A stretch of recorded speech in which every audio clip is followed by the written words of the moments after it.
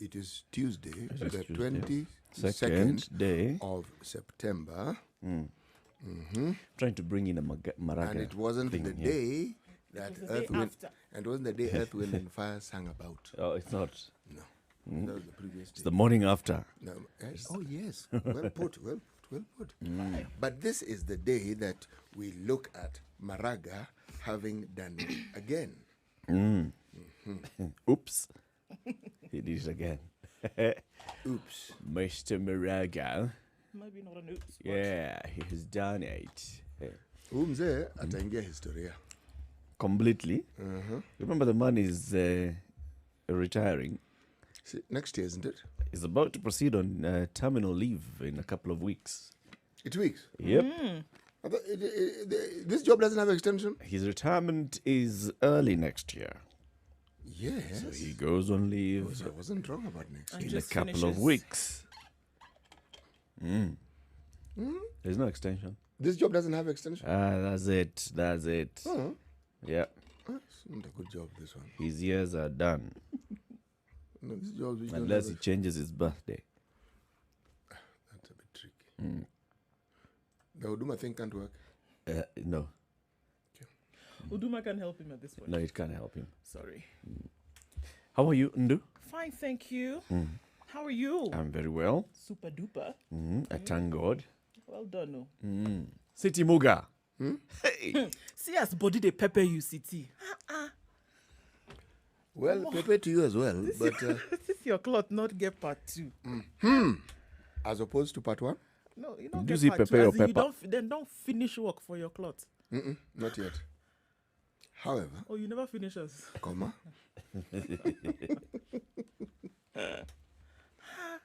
You know, this one, this is what, the only comment one can make under this situation is, dadandu anaongea kikwao.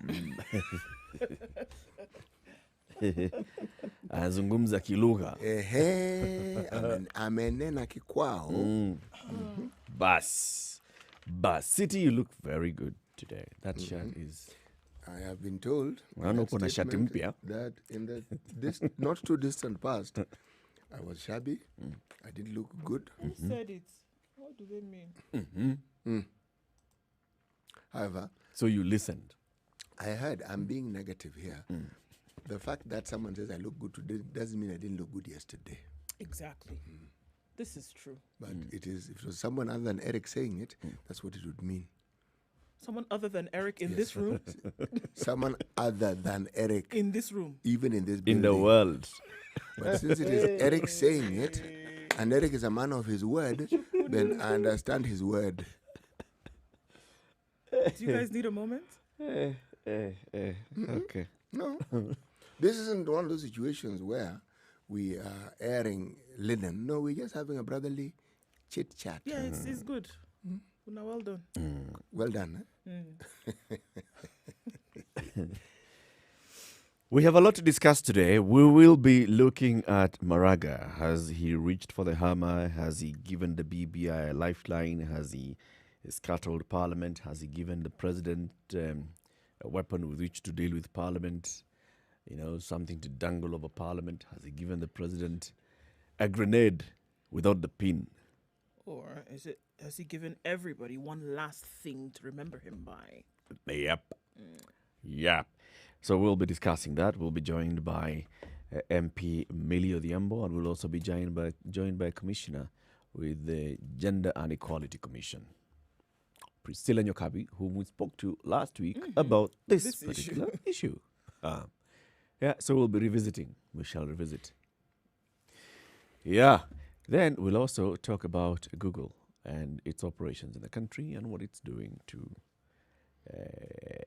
benefit us. If whatever it's doing as a business is also benefiting us as a nation and as a people. But before we do that, let's begin with COVID-19. Now that the president said the orders that I'd given, let's extend them for a bit and then have a meeting and on Monday, in which I'll give you the way forward. So in the meantime, how are we looking in numbers?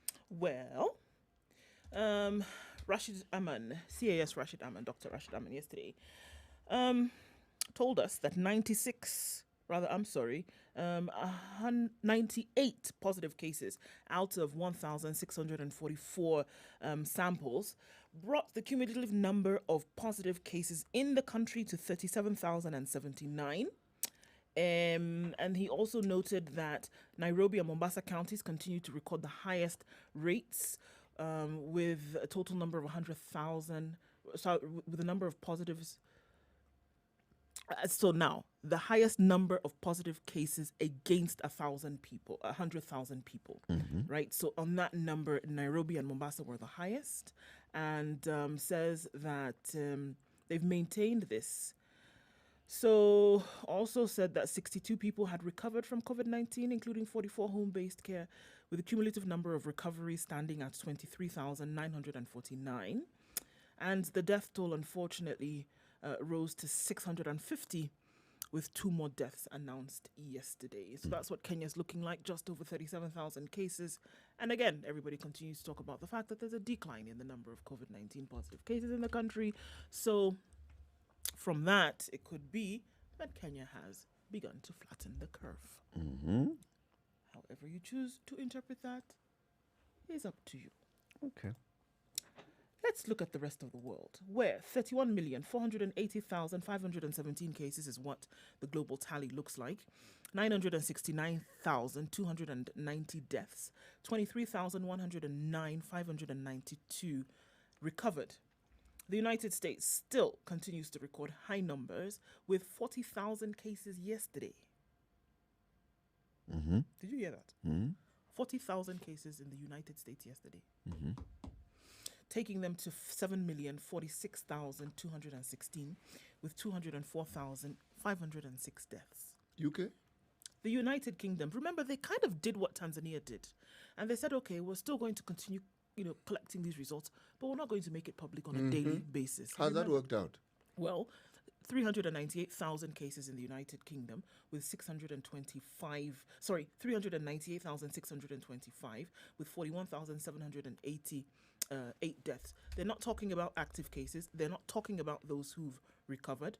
And that's what they're going to say. They're not going to keep telling you on a daily basis what the rest of the world is doing. However, they are in for a second shutdown. Likely to be announced in the next couple of days from what we've heard. Yes, that is what is coming up. And what has actually been issued are orders that all these cultural establishments where people eat and drink, 10 o'clock, shut. Yep. So, that experiment didn't quite go as they thought, did it? No. But then there are these details of summer, the activities of summer, the consequences of summer, the overcrowding we saw in the beaches within the UK, the overcrowding we saw of people in other beaches within that particular European locale. And now we see them doing a complete reversal of what they had said. And now they're taking it seriously. Yes, they are. I mean, people are still reporting those stories of, my loved one has passed. Please take this seriously. I mean, if 6 months down the line, 8 months down the line, people are being asked to take it seriously now, then I don't know. And we're heading to the cold season is here. And it's going to just get colder. Yes. So this issue of shutting down, locking up, unlocking, there is no country that has opened up, none that has opened up the economy with positive results. None. That's true. And no country has not opened up. So the question, the obvious question is, do we keep the lockdown? Or the question really is, do we need to lock down the country anyway? Because countries that have not bothered to lock down, if you look at, it also goes along with the results that they make public to the rest of the world. Yeah. But again, we've argued here that you can't really hide deaths, can you? Nope. Not really. No, you can't. And reports, in this day and age of social media, you will get to hear, you'll get to understand, won't you? Yes. Well, this is it. I mean, you don't know what you're going to see until the day comes, unfortunately, especially with especially with COVID. The only silver lining in this entire discussion is what WHO has proposed to do, to form a collabo, so to speak, excuse me. Bless you. Thank you, of something like 90 countries, to sort of like unify the efforts in vaccine production. But with the view, under a name, COVAX is the name, CORVX. The idea is they want to ensure that when indeed there is a vaccine that has been proven to work, everybody can have access to it. They even have 70, well, not so rich countries. I mean, they're called low-income countries, but they're generally really not so rich. Have also been included in this. Well, inclusion here means, quite aside from maybe your contribution from your own funds, there'll be the element in the phase 3 of testing on humans. So you'll probably also participate in this process. Yeah.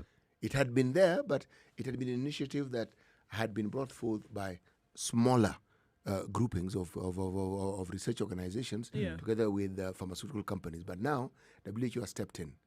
But the UN has also stepped in with their initiative. So I think they're beginning to understand that if any vaccine is to work, you have to make it available for everyone. Right. Yes. So the vaccine nationalism that was rearing its head is actually being dealt with. Yes, because the understanding in my mind was clear. If a country actually does come up with something which works, they're going to look after their own people first. Of course. Of course. Make sure it's available to your own people. Yep.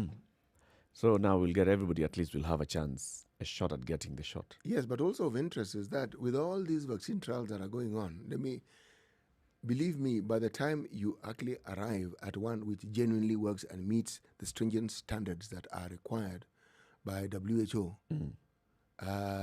there are very many others which will not have met that particular master. But the good thing is that the progress can be seen. With the president in the country saying that he's, with the kind of order that he gave yesterday, likely to reopen the country, from next week after they have this particular meeting, then that brings us back to that question that you're asking, CT. Should we close down? Should we reopen? Should we have these restrictions? Are they bearing much fruit? My opinion, considering that you will not sustain it for long. Look at all the countries. So you clamp down, yes, but at some point you'll reopen.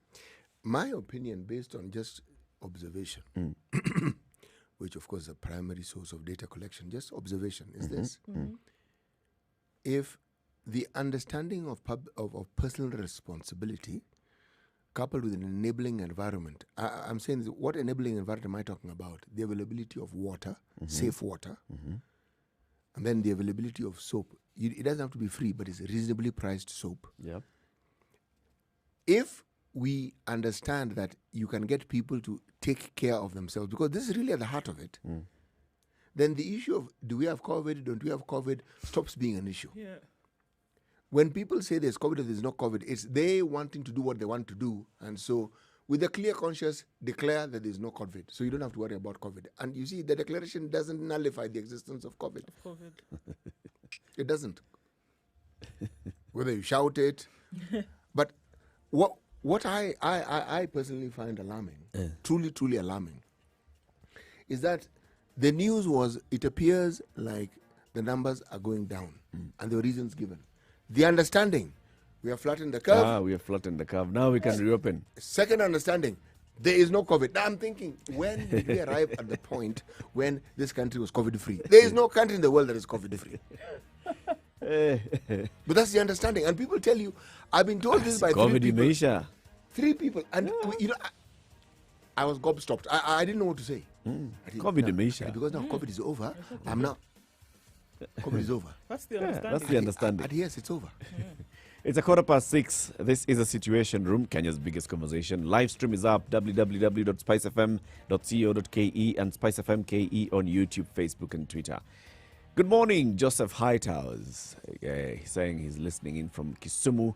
And from Moranga is Pinches Cubs. All right, Pinches Cubs. Good morning to you. Simon Villa. As always, good morning. Ole Kasasi is tuned in. And Lauren Carrier, good morning as well to you. www.spicefm.co.ke, SpiceFM KE on all the social media handles. This is the Situation Room, the only way to start your day. Spice up your life.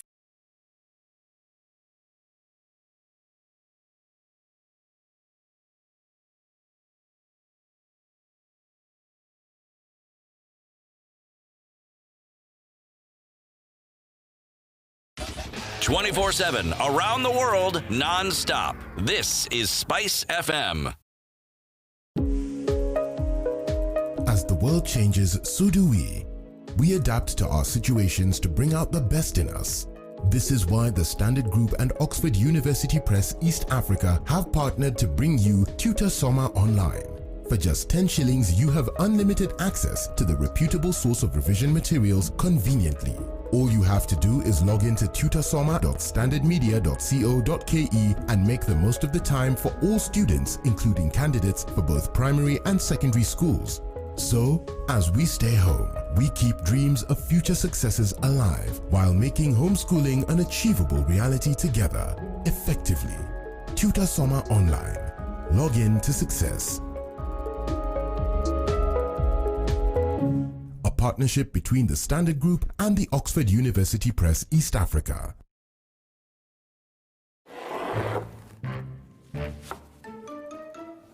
Now what brings you out to these here parts? I'm looking for 12 bakers who can impress. I'm looking for creativity. I'm looking for the ability to work under pressure. And I really just want to be wowed. Ma'am, what you seek is the magnificent 12. I can help you find what you're looking for.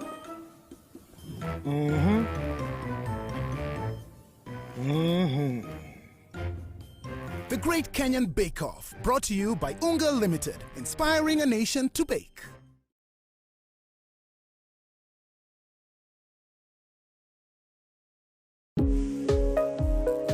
As the world changes, so do we. We adapt to our situations to bring out the best in us. This is why the Standard Group and Oxford University Press East Africa have partnered to bring you Tutor Summer Online. For just 10 shillings, you have unlimited access to the reputable source of revision materials conveniently. All you have to do is log into tutorsoma.standardmedia.co.ke and make the most of the time for all students, including candidates for both primary and secondary schools. So, as we stay home, we keep dreams of future successes alive while making homeschooling an achievable reality together, effectively. Tutor Summer Online. Log in to success. A partnership between the Standard Group and the Oxford University Press East Africa. We're looking at partly cloudy conditions in Nairobi at 13 degrees. We'll go to a high of 26 and lows of 12 today. Nyeri is mostly cloudy at 14 degrees, highs of 24 and lows of 13. We're looking at Nakuru, where it's partly cloudy as well, 13 degrees at the moment. A chance of rains later on, with highs of 22 and lows of 12. Those will graduate thunderstorms, actually. Looking at thunderstorms in the afternoon in Eldoret as well, going to highs of 21 and lows of 12, where it's currently partly cloudy at 13 degrees. Kisumu is partly cloudy at 20. We'll go to highs of 27. Thunderstorms are also in the forecast with highs of 27 and lows of 18. Kakamega is partly cloudy at 16 degrees, going to highs of 24, and it's looking like a wet afternoon here as well. Mombasa is 24 degrees and partly cloudy. The rains are likely to start any time now. Highs of 29 and lows of 24. Partly cloudy conditions in Malindi at 24 with highs of 28. Looking into Kampala now, 19 degrees, highs of 25 and a chance of rain here as well. Dar es Salaam is foggy this morning, not surprised. Highs of 32 today. It's going to be a warm day in Dar. In Johannesburg, 9 degrees and cloudy. It seems to have dropped a little bit. Highs of 22 coming down to lows of 8.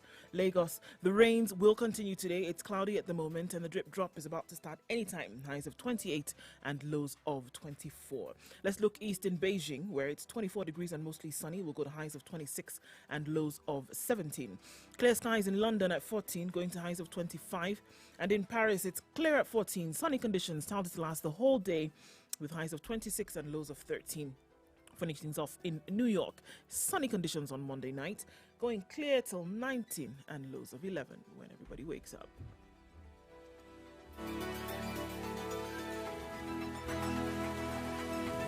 Spice FM. Spice up your life. Mature, intelligent talk every morning. Spice up yourself.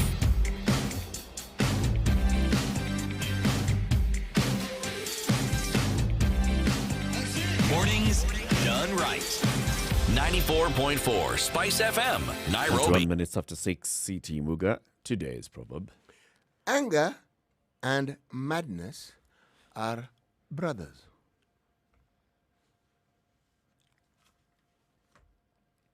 That's why people say, I'm mad. I got so mad. I am angry at you. I'm mad at you. Don't make me mad. And usually, You go make me mad, oh. Don't make me vex.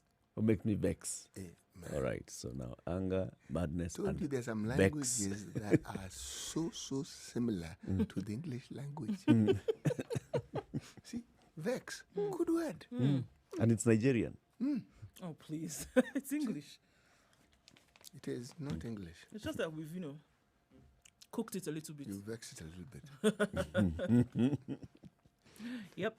Some words are English, some are not, It's right? Pidgin English now. Okay.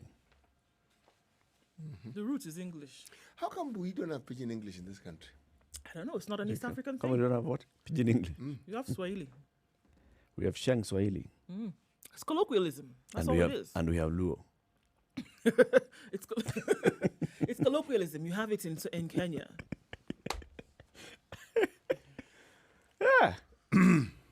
For example, what's the word for fire Luo, in Luo? match.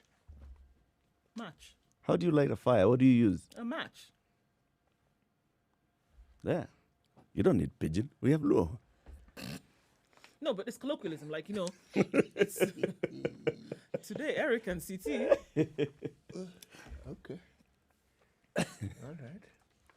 Okay. This is one of those situations where throw I one don't even have stone, anything to say. you hit many birds. Yes, That's it. completely. like that. Completely. Okay. Again, today's proverb. Anger and madness are brothers. Okay. I thought you were going to say anger and madness are a match. But okay. Uh-huh. I'm not going to change the proverb. Let's look at the headlines. So, on the front page of the Standard, Maraga does it again. Bombshell is the adjective that's being used. We'll start with a quote, and he says, "Let us endure pain if we must, if only to remind ourselves that as a country and being a democracy that has chosen to be governed by the rule of law, we must say no to impunity and hold everyone accountable for their actions or omissions." The bombshell is that the CJ has advised the president to send home MPs for failing to implement the 2/3 gender rule. Women MPs have endorsed the move. The House Speaker shifts blame to the amorphous entity called the state. Male leaders resort to legal principles to save the day, and senators plead for one more chance to pass the law while legal minds move on what Uhuru should do. This is covered on pages 2, 3, 4, 5, and 6 of the Standard. So Chief Justice David Maraga made history yesterday, advising President Uhuru Kenyatta to dissolve Parliament for failing to implement the 2/3 gender rule. In a new first, the Chief Justice handed a guilty verdict against the entire cast of Parliament for failing to carry out their constitutional mandate despite clear warnings. Yesterday's move came 3 years after he led the Supreme Court in annulling the 2017 presidential election, setting a precedent. Last year, the CJ saved MPs by dismissing a petition filed by Margaret Toili on the 10th of April, citing a bill which was in the House. After this petition, 6 more were filed, and yesterday, he finally washed his hands, leaving the MP's fate to President Uhuru Kenyatta. May I ask, when you say Parliament according to our Constitution, are you referring to National houses? Assembly and Senate. Yes, that's what Parliament means. Isn't Yep. Yes, it? yes. So it's both the Senate. And the National Assembly Yes. that ought to be dissolved. It is a big one, this one. I It mean, is. it was coming, it was not coming. It has been a back and forth. Parliamentarians have failed, according to the story again in the Standard, page 3, 4 times to pass this bill. The number of MPs out of 349 that came to Parliament this time to discuss this bill was 178, according from an entire number of 349 who were supposed to have come to Parliament to discuss it. None came. Now, the issue of whether the advice by the Attorney General, as is required by the Constitution, to advise the Chief Justice shall advise the President, and the President shall dissolve Parliament. Now, we start coming into the lawyers who will bring in all those issues of, yes, do they not? Is he bound to do this? Is he not bound? Some are of the opinion that Uhuru has no option but to act on the CJ's recommendation. Others arguing that the Constitution does not enforce a timeline. So he can say, yes, I shall, but you wait. I'll get to it. I'll do it. It's on my to-do list. James Orengo, Senator, he says, CJ Maraga's advice to the President to dissolve Parliament is momentous, probably the most significant and historic from a constitutional standpoint. How we apply foundational principles and values of the rule of law and constitutionalism is now the big test. Former East Africa Law Society President James Mwamu says the President and Parliament still have a choice. They can go to court and seek an interpretation on whether the CJ was legally right to make the pronouncement, and given the trend of disobeying court orders, the President can choose to disregard the recommendations. Oh, God. I think it won't be anything different, so it's okay. Yeah. I don't know whether this is now a legal opinion. Now that the President has disobeyed other court orders, he can also disobey this one. So, all right, lawyer Donald Kipkorir said the President can ignore the letter and let activists file a constitutional reference, which by the time it reaches the Supreme Court, it will be 2025. Maraga is retiring this year. This status will allow you to rule by fiat. This is him telling the President a fluid legal situation favors an incumbent. Works well for the President. The chairman of the Committee of Senior Counsel, Ahmed Nasir Abdullahi, came out and first of all, wrote a whole statement saying, first of all, the Chief Justice here is just being an anarchist, right? So what he's doing, it's not legally sound. But anyway, the President does not have to listen to him. But if I were to go by the tweets that are attributed to him, he doesn't stop there. He actually goes to question the veracity and the competence of the Chief Justice with reference to not just rulings, but his capacity and his tenure even as a judge. Yes, and if indeed under his watch, when he was in the judiciary, he has made any landmark rulings that could qualify him as a scholarly justice, so someone whose understanding of the law is profound. Because essentially, he seems to be not stating that the Chief Justice has a scanty understanding of the law. Has he made such statements before? Who? Same lawyer, Abdullah. Abu Nasir? Yes. I don't think anybody is spared that sort of derision from this particular gentleman. No, not really. But you see, it's a statement that he has made. Is it really true? And does it matter? Does it matter? Look, the man has been appointed as Chief Justice. He is Chief Justice. Appointed competently, has served a tenure. So if at the end of his tenure you're coming back to look at, this man when he was a judge, was he competent? That's why I asked, have you said it before? Does it matter? It doesn't matter. Whether you say it or not, he's been appointed. He's a Chief and there's Justice. a reason why he was appointed in the first place. So you can say everything you want to say And between here at and his appointment, did we hear any loud hue and cry about his appointment? Yeah. This is why I'm asking. Has regarding such a whether thing he been has- said before when he Yes. was appointed It at the has been point said. that he was given the job Yeah.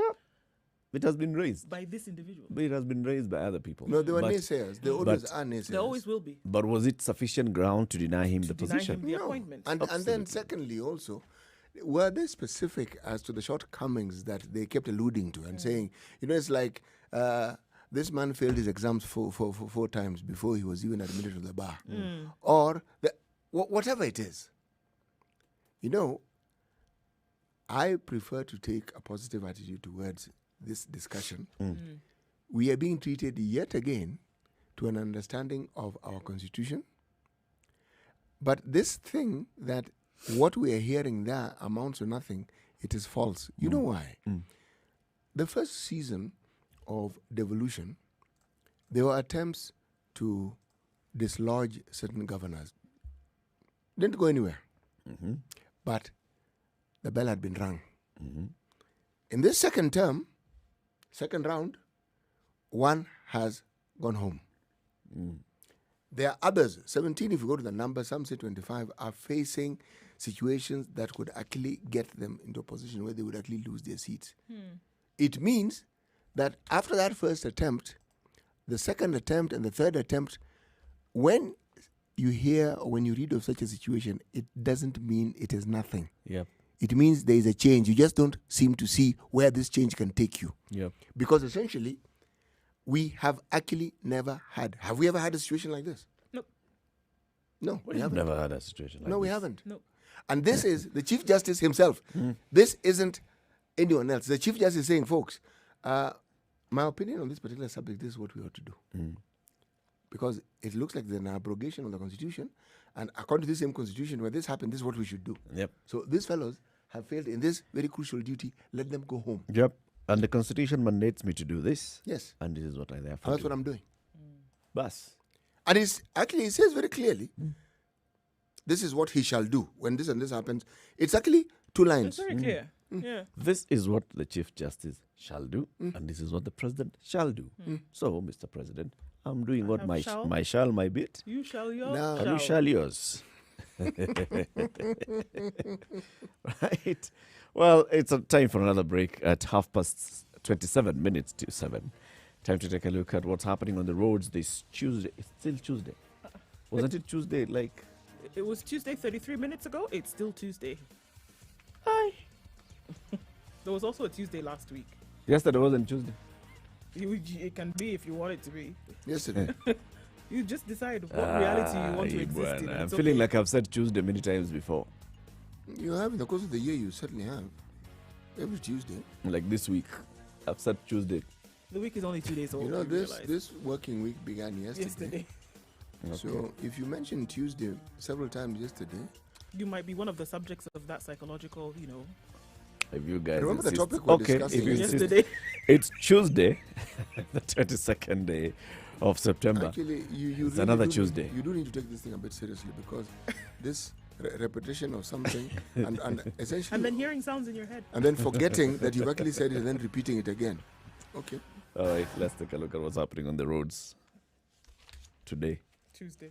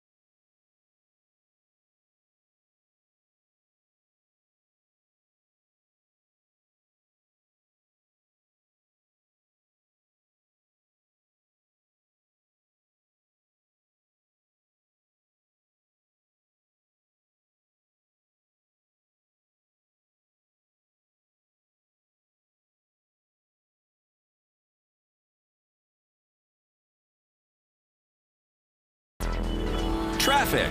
So it looks like an all right Tuesday. So far, so good. Let's look at Mombasa Road. What we expect to see is what's going on. A little bit of a bumper to bumper situation right around the SGR, but it's not too bad at the moment. Anybody who left earlier than this is in good stead. All right, let's look at other parts of the city.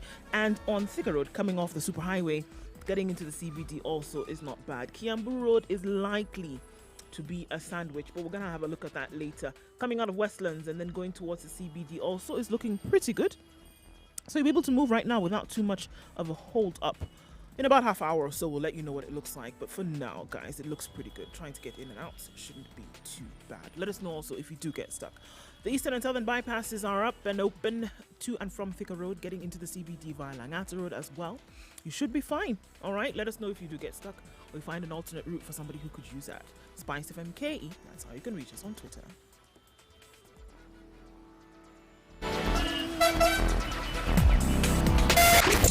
Spice FM, Malindi.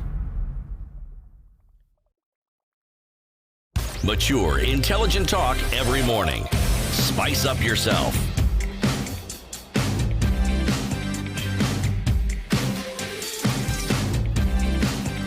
Mornings done right. We shall dedicate 94.4 Spice FM. On dissolution of Parliament.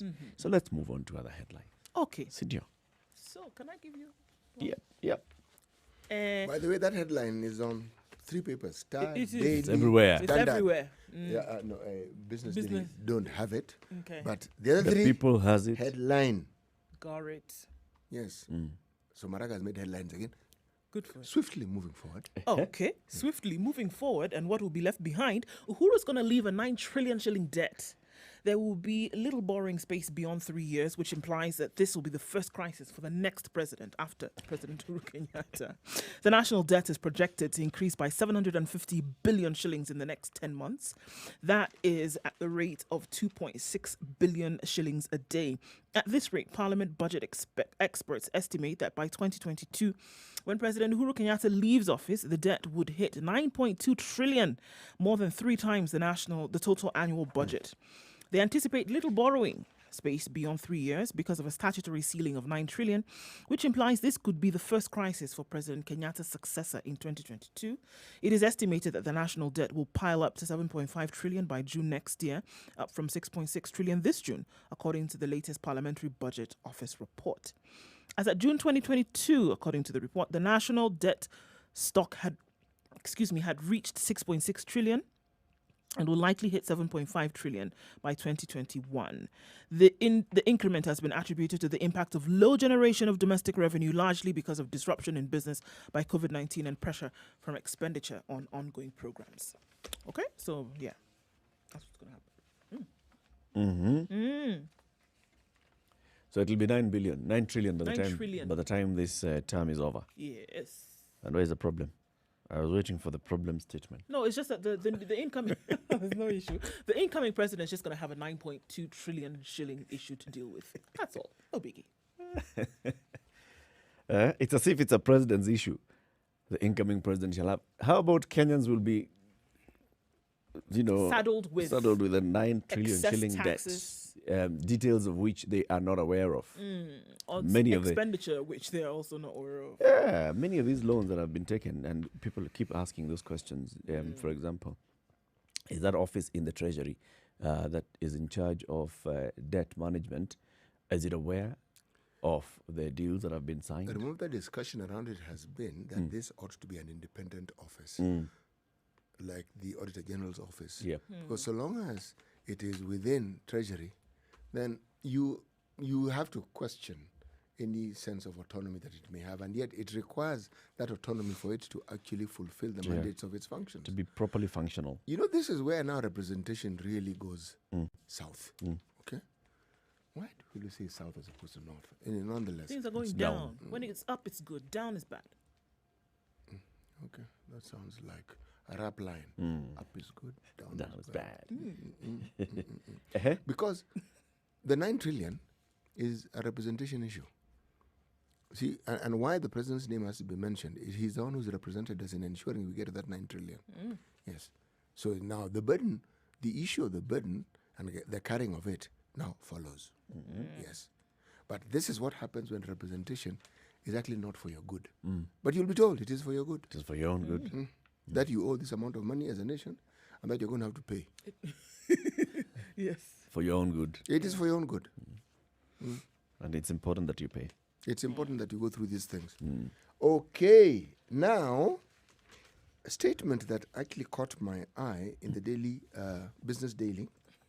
There's a former IC manager, a former insurance company of East Africa. Yeah. He was jailed for 3 years for stealing 62.7 million from his employer. And he blamed his criminal act on greed and a young, stupid mind. Whose mind? The young and stupid mind was his own. Okay. His. Okay. What was recovered? 62 million, yeah? I saw that yesterday. Yes, Yeah. was 10 million was recovered, but another 7 million was in his account. the people who have that sort of money in their accounts. Apparently. Was it also recovered? Yes. Okay. Yeah. So in mitigation at sentencing, that's when you're saying, look, Your Honor, this was just because of a young. Yes, and he also foolish blamed mind. it on the collapsed Nyaga stockbrokers. He said, this money had gone into for investment. I had actually wanted to grow it. Yes, that was the whole purpose of my taking it there. Okay. But then this particular company collapsed. It went down. Yes. Down, you see? Okay. Yeah, but if it went down, did the stocks that you had also bought with them go down? Remember, you're not buying into the company. They were representing you. They are brokers. They were representing you in the business of buying and or selling shares. So how exactly does this argument come to be of significance? That they hadn't bought the shares yet. You had just transferred money to them. That little detail, eh? Yeah. And just before they bought the shares, The company went under. So it went under with his money. with his money, the company's money, his employer's money. Yesterday we talked about the issue of home for the elderly. Yes. Okay. Let me just read this for you. This one I have to read. Page 5 of Business Daily. Taxpayers will foot the cost of providing homes and medical care for elderly Kenyans if the National Assembly supports a bill passed in the Senate. National and county governments will be required to establish residential care centers, social centers, and other facilities for the care of older people. Both levels of government will be compelled to partner in the development of physical infrastructure for the care, rehabilitation, and provision of basic care for the elderly. Kenyans who have attained, wait for it, 60 years of age and are unable to care for themselves have often been neglected and will qualify for this state benefit. Wow. Okay. I have looked at this. I have looked at it. So there's a again. bill that actually has gone through Yes. the Senate. It is called the Care and Protection of Order of Members of Society Bill. That's good. That's a mouthful. Okay. Yes, the purpose is supposed to serve is good. The state will run a bi-monthly stipend targeting citizens above the age of 70 who are entitled to a 2,000 shillings allowance. All right. Like many of our plans, does it not sound good? It sounds does sound very good. good. So it needs to go to the National Assembly for concurrence. because Senate has it's said, did it? it's a money bill. Yes. But what I find interesting, I was saying, I have read, then I've read. I've not seen NSSF. Because many of these people who attain this particular age, which was previously of retirement, many of them compulsorily have been contributors to NSSF. Yep. Where does NSSF Come come in. in? Yep. Because they ought to come in. They should. And you can't say that because they still have their own funding or mechanism for people who then have retired, they should actually be brought into something like this. Yes, and while they're at it, NSSF, being a public institution, also ought to be telling us the number of people they are currently paying the dues, what those dues amount to on a monthly basis, so we understand. Because when you bring up an issue like this, they'll say, we have expenditure. Yes, true. But surely, the number of people, we have a young population. But those who have retired, the stories one hears, they could be false, but we don't know. Yeah. The stories we hear is that people don't get their dues. No. This is the thing. And interesting because I sat down with a couple of people from NSSF last year. And when they were doing the whole revamp of the fund, in terms of name perhaps, and this was the thing. They have actually The owned revamped NSSF. well, okay, let's just say the face of it. They were given a okay. facelift. Okay. Okay? They painted the building. Some lad. Something like that. What new The chairs? brand got a lift. Okay? All right, let me stop being facetious. Please, The carry logo on. has a And this was the different thing that shade they of green. Right. They did own up to the fact that, yes, there were many issues whereby individuals who should have been getting, their monthly payments were not getting. And this was, corruption in many cases was the reason behind this.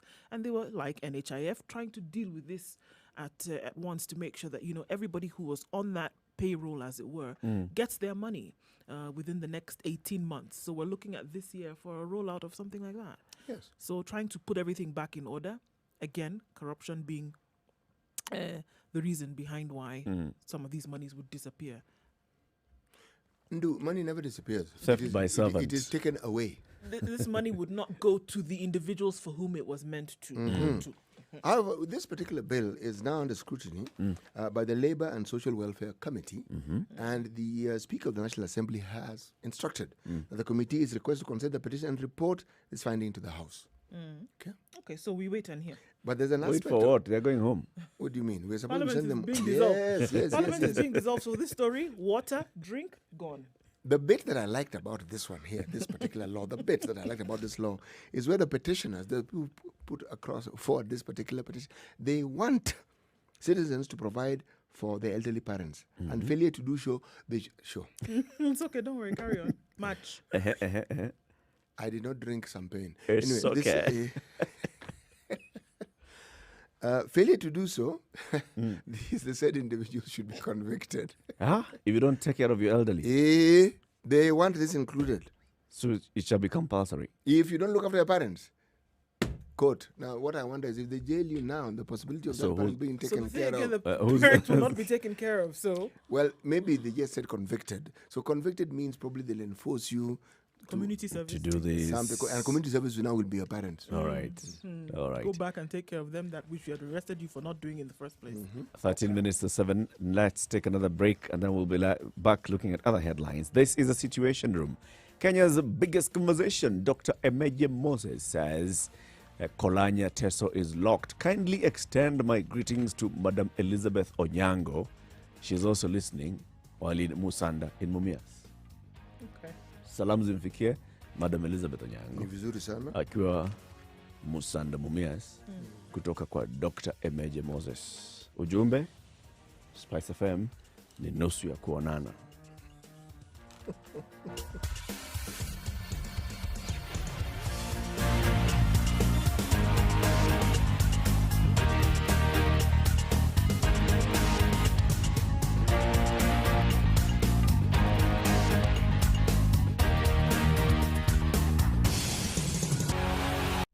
Classic soul, R&B, smooth jazz, neo soul, and nostalgic ballads. Make some noise.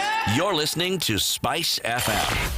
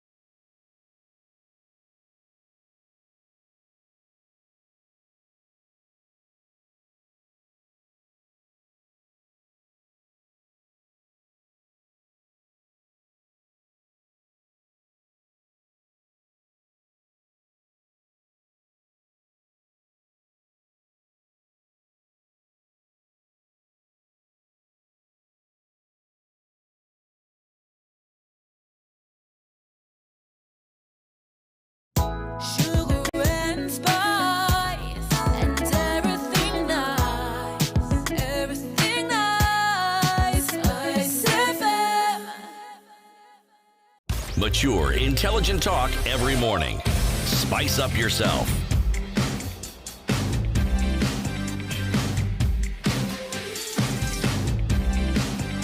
Mornings done right. 94.4 Spice FM, Nairobi. 10 minutes to 7 o'clock. Let's look at more headlines as we come to the top of the hour. The government has asked parents who are unable to pay private school fees to transfer their children to free public schools when they reopen in October. Also to be transferred are more than 45,000 learners whose more than 131 private schools were forced out of business by the COVID-19 pandemic and will not reopen next month. The government has made education free in this country for both primary and secondary school children. Anyone saying that they do not have school fees must understand this, said by Education Cabinet Secretary George Makoha. During the meeting, they had a meeting to receive the task force report on school reopening yesterday. It was learned that the task force and the education stakeholders suggested that schools reopen a week earlier from the October 19th date that they had agreed on by Friday last week. The CS, who was visibly angry after contents of the task Force report, now under lock and key, leaked, saying only boarders will be required to pay boarding fees. So he was upset that this report had leaked and that details of that had leaked. But he's also saying, look, for those who are saying they don't have school fees, go to public school. Well, if you were in a private school and you don't have money, we've made it free, so there should be no complaints. There is another problem, maybe not that, but private schools have an association called the Kenya Private Schools Association. Their Secretary General, a gentleman by the name of Peter Ndoro, has said that 131 private schools with a capacity of 44,000 learners and 1,300 teachers have given notice to the association, indicate that they're shutting down completely and won't be able to reopen. There are a total of 11,000 private schools in the country with a capacity of 2.5 million. So, and you can clearly understand that some parents are going to transfer these children to other private schools, and then others will also go to the public schools. Yes. So you can imagine the way we're talking about desks, capacity, maintaining safe distance within the classrooms and all, in public schools, it's going to be more of a headache now in terms of the number of pupils that they're going to be attending to now, the number of people that they were attended to by March 15th when they closed. I think they're being polite. It's going to be We're saying headache. It's going to be a mess. It's going to be a public health nightmare. Remember when they opened up learning and declared it was free? Man, schools filled up. Yep. 40 became 60, 60 became 70, 70 became 75. And there are schools that would admit your child so long as you come with a desk and a chair. Yeah. Admission given, but bring your own desk. You bring your own desk, chair, find space. Look, with all of this, I think the ministry I would hope that, as they have these closed door meetings and all of this is going on, that it's necessary that they look at the details of this. Absolutely necessary for you to understand that this is a sector that you cannot treat like the other sectors when it comes to reopening of the economy. That because you have children who are going to be crisscrossing the country, going back to school and this, it needs time, it needs sober-mindedness to be able to apply to this. You can't just say, okay, go back to school. Open. It's not going to be that easy. Everybody across needs to be prepared. Whereas in other sectors, you say it's an establishment, you have workers, say come back to work. In this, you have parents, you have children, you have teachers, you have schools, you have school heads, you have associations. And then beyond all of that, you have the infrastructure that is needed to bring these children back into a situation that is not normal like that which they left 6 months ago. All of these things need to be taken into consideration. We understand that, livelihoods have been affected, but you don't want to create a nightmare while trying to fix a problem. Because the way that we're going right now, that's what's going to happen. It's going to be an absolute mess. There's something I seem to have missed here. Was the discussion not to reopen the school so that the classes that were scheduled to sit for the exams would go back?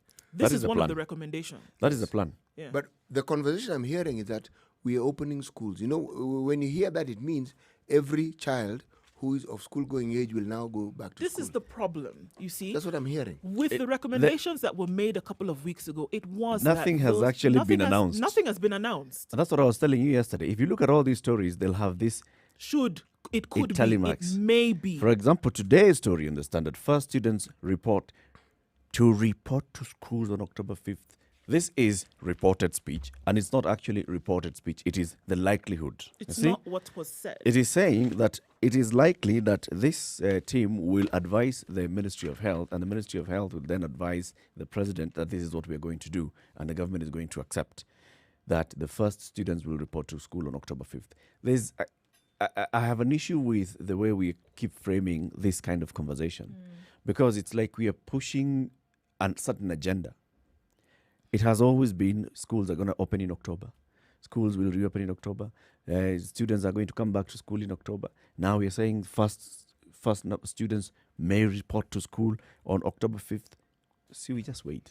Just wait and wait. Why don't we just wait? Everybody and those who will see it and gobble it up will just see it like, okay, they've said October 5th, that's when we're going back to school. Not listening to what is actually being said.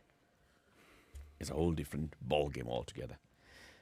Before we go to the top of the hour, I'd like to raise a story here. In fact, there were two stories about efforts to bring peace and cohesion in the country.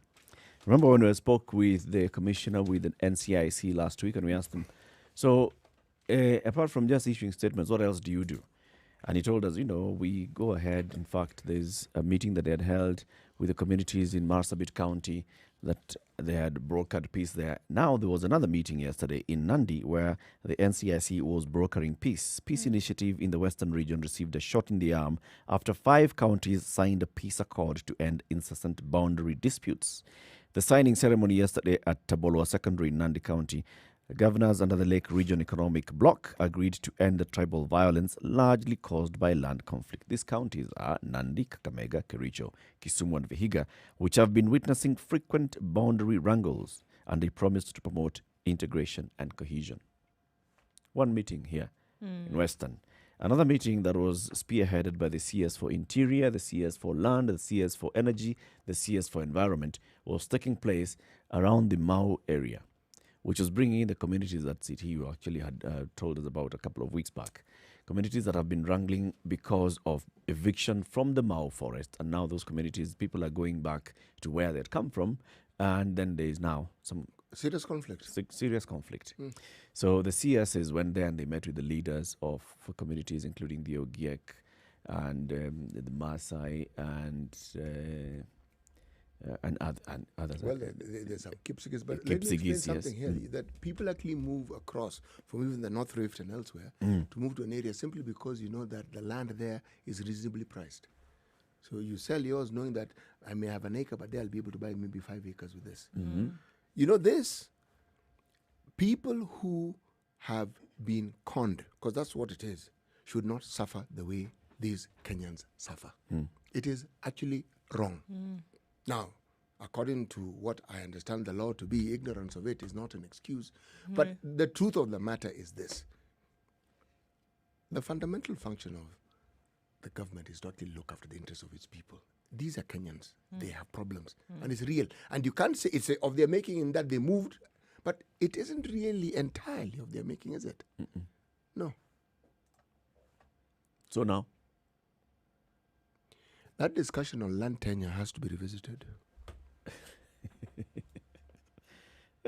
It's a big one, this one. It has to be revisited. It's a big one, and it's not going to get smaller because our population isn't getting smaller. It is not. It is not. Yeah. And if you sold a piece of land and then now you have been told you've been evicted, right? Where it's supposed to go exactly. And you haven't been compensated for that eviction. Basically, you sold your land here, you bought land here, and the person you bought the land from, you no longer see them, and then you've been told, move.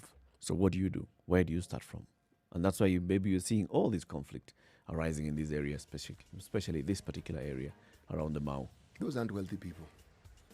Those are very simple wananchi who, to begin with, didn't have much. Those evictions, now they have nothing. Coming to the top of the hour, this is the Situation Room, Kenya's biggest conversation in the next hour. Keep it right here because we will be talking about Google and what Google is doing post-COVID economic recovery and growth. How is Google helping us when we Google? We want to find out that. This is a Situation Room, Kenya's biggest conversation, broadcasting as well on www.spicefm.co.ke and SpiceFM.ke on YouTube, Facebook and Twitter. Good morning, 7 o'clock.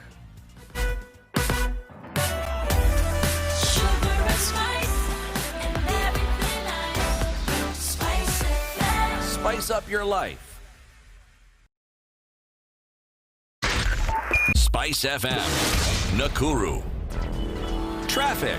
Looking really good on Mombasa Road today with expected traffic in certain parts. That's right around the SGR and then moving towards the JKIA turnoff, but it should be all right. Okay, Ngong Road today is also a bit clogged up right around the junction heading towards Dagoretti Corner, but then heading down towards the city mortuary roundabout should be all right as you then head towards Valley Road or down Ngong Road into the CBD. All right, coming off of Langata Road and then heading towards the CBD as well. Turning off towards Bagathi, we're heading towards Nyayo Stadium roundabout. Should be all right.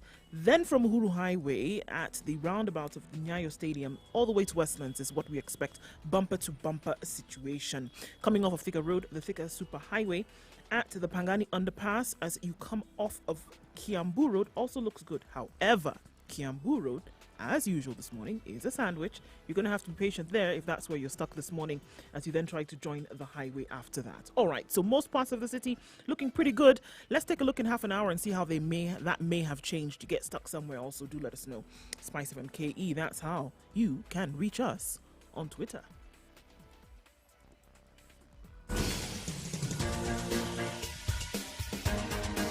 This is The Situation Room, the home of hard-hitting political commentary and penetrating insights about the state of the nation. This is a talk radio experience like no other. The Situation Room, a place for hard truths, debates, and elevated conversations. The Situation Room, witty, political, engaging, deep, controversial. In the room, we have C.T. Muga, researcher, academic, seasoned political observer, a fountain of wisdom in these politically uncertain times. Ndu Oko, Nigerian by birth, Kenyan by choice, communications expert, Pan-Africanist, a truth seeker and believer in people power, and Eric Latif, agent provocateur, the man in the chair, seasoned journalist, news hound, a man who believes in punching up, not down.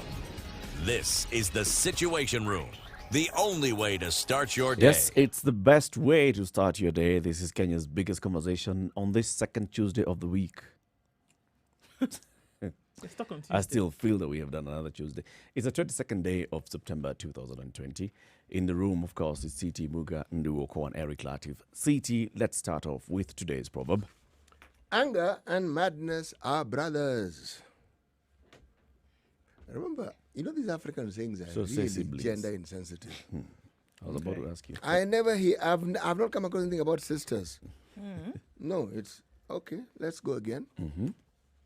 Anger and madness are brothers. It's okay, they can be brothers. Listen. A brother and sister. They can spark if they see fit. Which one do you think is the sister here? Oh, I knew. I just knew. Okay. This is where we're So going. this knowledge that arrived at you, or what form did it take? Which So one what are did you saying know? Which one are you saying is the sister? You tell us.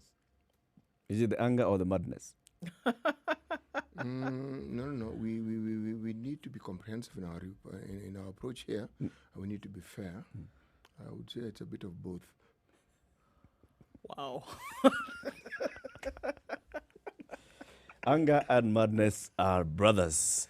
That is today's proverb. Welcome to our audience on KTN Home, joining us now until 9 o'clock. Welcome, and this is the Situation Room, broadcasting on Spice FM. We are also online on Spice FM KE, YouTube, Facebook, Twitter, and YouTube, Facebook, and Twitter. Yes. And also on www.spicefm.co.ke. Now that we speak of YouTube, let's talk to the boss of YouTube in the country, right? And this is the Google head for East Africa. Her name is Agnes Gadaya. A couple of weeks back, we spoke with the head of communications for Google, Dorothy Oko, and we were asking, during this time for COVID-19, the tech companies, especially companies like Google, are the ones that are making money worldwide. So how is Google also helping us in the fight against COVID-19 and also in recovery? And how are you assisting the communities? And at CT, you really went trying to dig deeper into the CSR programs that Google has, or any other programs that would help uplift the people, and understanding what Google is doing. So she said that in a couple of days they were going to be announcing something, and this is how Google was going to be able to support the community in various activities, right? So let's speak to the boss and find out whether those activities have been launched. Google Country Director for East Africa, Agnes Gadaya, good morning. Good morning, Eric. How are you? Very well, thank you. Welcome to the Situation Room. Thank you. Such a pleasure to be here. Yeah, you're live on YouTube. So YouTube. Yes, the wave is good. The wave is good. the wave is good. The greetings have been received. We are waving back. So on the 14th of September, Agnes, Google announced that you've committed 300 million shillings in grants to support education, entrepreneurship, women empowerment in Africa. This is part of Google's support to help business, job seekers, education institutions recover and rebuild from the impact of COVID-19 pandemic. Eric, 300 million in which currency? Kenya shilling. It's Kenya shillings, isn't it, Agnes? So let me correct that. So we committed 300 million shillings worth of support to help small and medium enterprises across Africa transition digitally during this time. We also committed $1 million in support of the most vulnerable part of our communities, and I'll speak a little bit about that. We also committed another 225 million, again in terms of grants, to another segment of our vulnerable population. So we have several pockets of funds that we have provided to this country. Some of it is, to the continent. Some of it is in kind, and a lot of it is in cash. And I look forward to diving into that. Oh, let's dive right into it. Please dive. Right away. No time like the present. Start with the first part. And this is the 300 million. So the first part is that we have a program called Google My Business. Now, if you go into Chrome and you Google almost any business, what comes out, or a known business, what usually comes out is called a profile. It's a little box that has a little map on top of it, and it usually says call, get directions, go to website. Yeah. And that is called a profile. Every single day, over 50 billion people search on, we have over 50 billion searches on Google. The businesses that are found are the ones that have profiles. Usually what we do is we have our partners in market who help you build these profiles, and it usually costs a little money, about 4,000, 5,000 shillings to come up with your own profile. Then after that, you have to build a business site. So what we're saying is during this time, across Africa, for the first 500,000 small businesses that come and log on our site, we'll be able to build these profiles for them, as well as build for them sites at no cost. Now, when we looked at, and this is just to step back a little bit, when we looked at the economy and everything that was unfolding, we tried to ask ourselves at Google, what are we best at? And the underlying theme that kept on coming through was that if a business wants to survive during this period, it must, quote unquote, this word that has been overused, pivot. But what exactly does pivoting mean? Pivoting then became, you must move from a brick and mortar a way of selling to going digital. Now, for big organizations, that's a simple, they can figure it out. They have the resources to figure out what that means. But increasingly, SMEs did not know how to then move from the way they traditionally do business to move their businesses online for them to survive during this period. And as Google, what we did is we looked and we said, what do we do best as Google? What we do best is to provide the tools and resources that are required for these businesses to be able to, quote unquote, pivot during this period. And that is why those 500,000 businesses are so important for us. Now, the reason why we are talking about this today with you is because these 500,000 businesses are spread across Africa. And I'm praying and hoping that having showed up here will then mean that as many of these will be in Kenya. There is no quota for a country. It's first come, first serve. So how does a business access this service? So what a business does is it goes to, there's a site called google.africa118.co.ke. I've shared the link, and maybe you can post it on your social medias. Now, when you go in there, you click, and after that, it's very, very simple. You're asked to fill in a little form, and you ask for a callback. Within 3-4 hours, you're called back and certain information is gotten from you. And then we go through the process of verification so that you don't register your sister's business. So once we have verified that indeed this is you, this is your business, we then build your profile. The process of building the profile has been templatized, as you can imagine. And once we're able to verify who you are, it takes 10 minutes. So you then get a link and it has your profile. It then makes you easier to find. So for example, today, if I'm Googling bread, the companies that have profiles are the ones that will come up at the top. If you don't have a digital presence, then the 50 billion searches that are going on every day are looking for products and services just like yours. If you're not there, then you will not be seen, and then a portion of your intended business will then disappear. I want to digress a little bit, for us- Agnes. For the Go ahead. 50 billion, before you continue, forgive me for interrupting your thought process. Of the 50 billion searches that feature in your system, have you categorized them and determined the nature of these searches? They can't Yes, all be and, people trying to figure out who has which business where, surely. No, when someone is searching, they're searching for something. Yes, so they today are. I might decide I want a pair of blue shoes. So I'll go in and I'll search blue shoes. Now, if you sell shoes and you have blue shoes in stock, there's no way I'm going to know if you don't have a profile and if you don't show up on the search, right? So what we are saying is, if you sell shoes and you have blue shoes in stock, for example, and your profile is there, then you're one of the first people I'm going to see. I am then going to explore your shop. But if you don't have a digital presence at all, then I will never know you exist. And that's the value of the profile. From the statistics that you have at Google, are you able to tell what are the most popular categories of businesses that people search for? Like now during this pandemic, when people have gone online, are they searching more for food services? Are they searching for clothes and apparel and fashion? What category is the most popular? During this COVID period, it's been very interesting.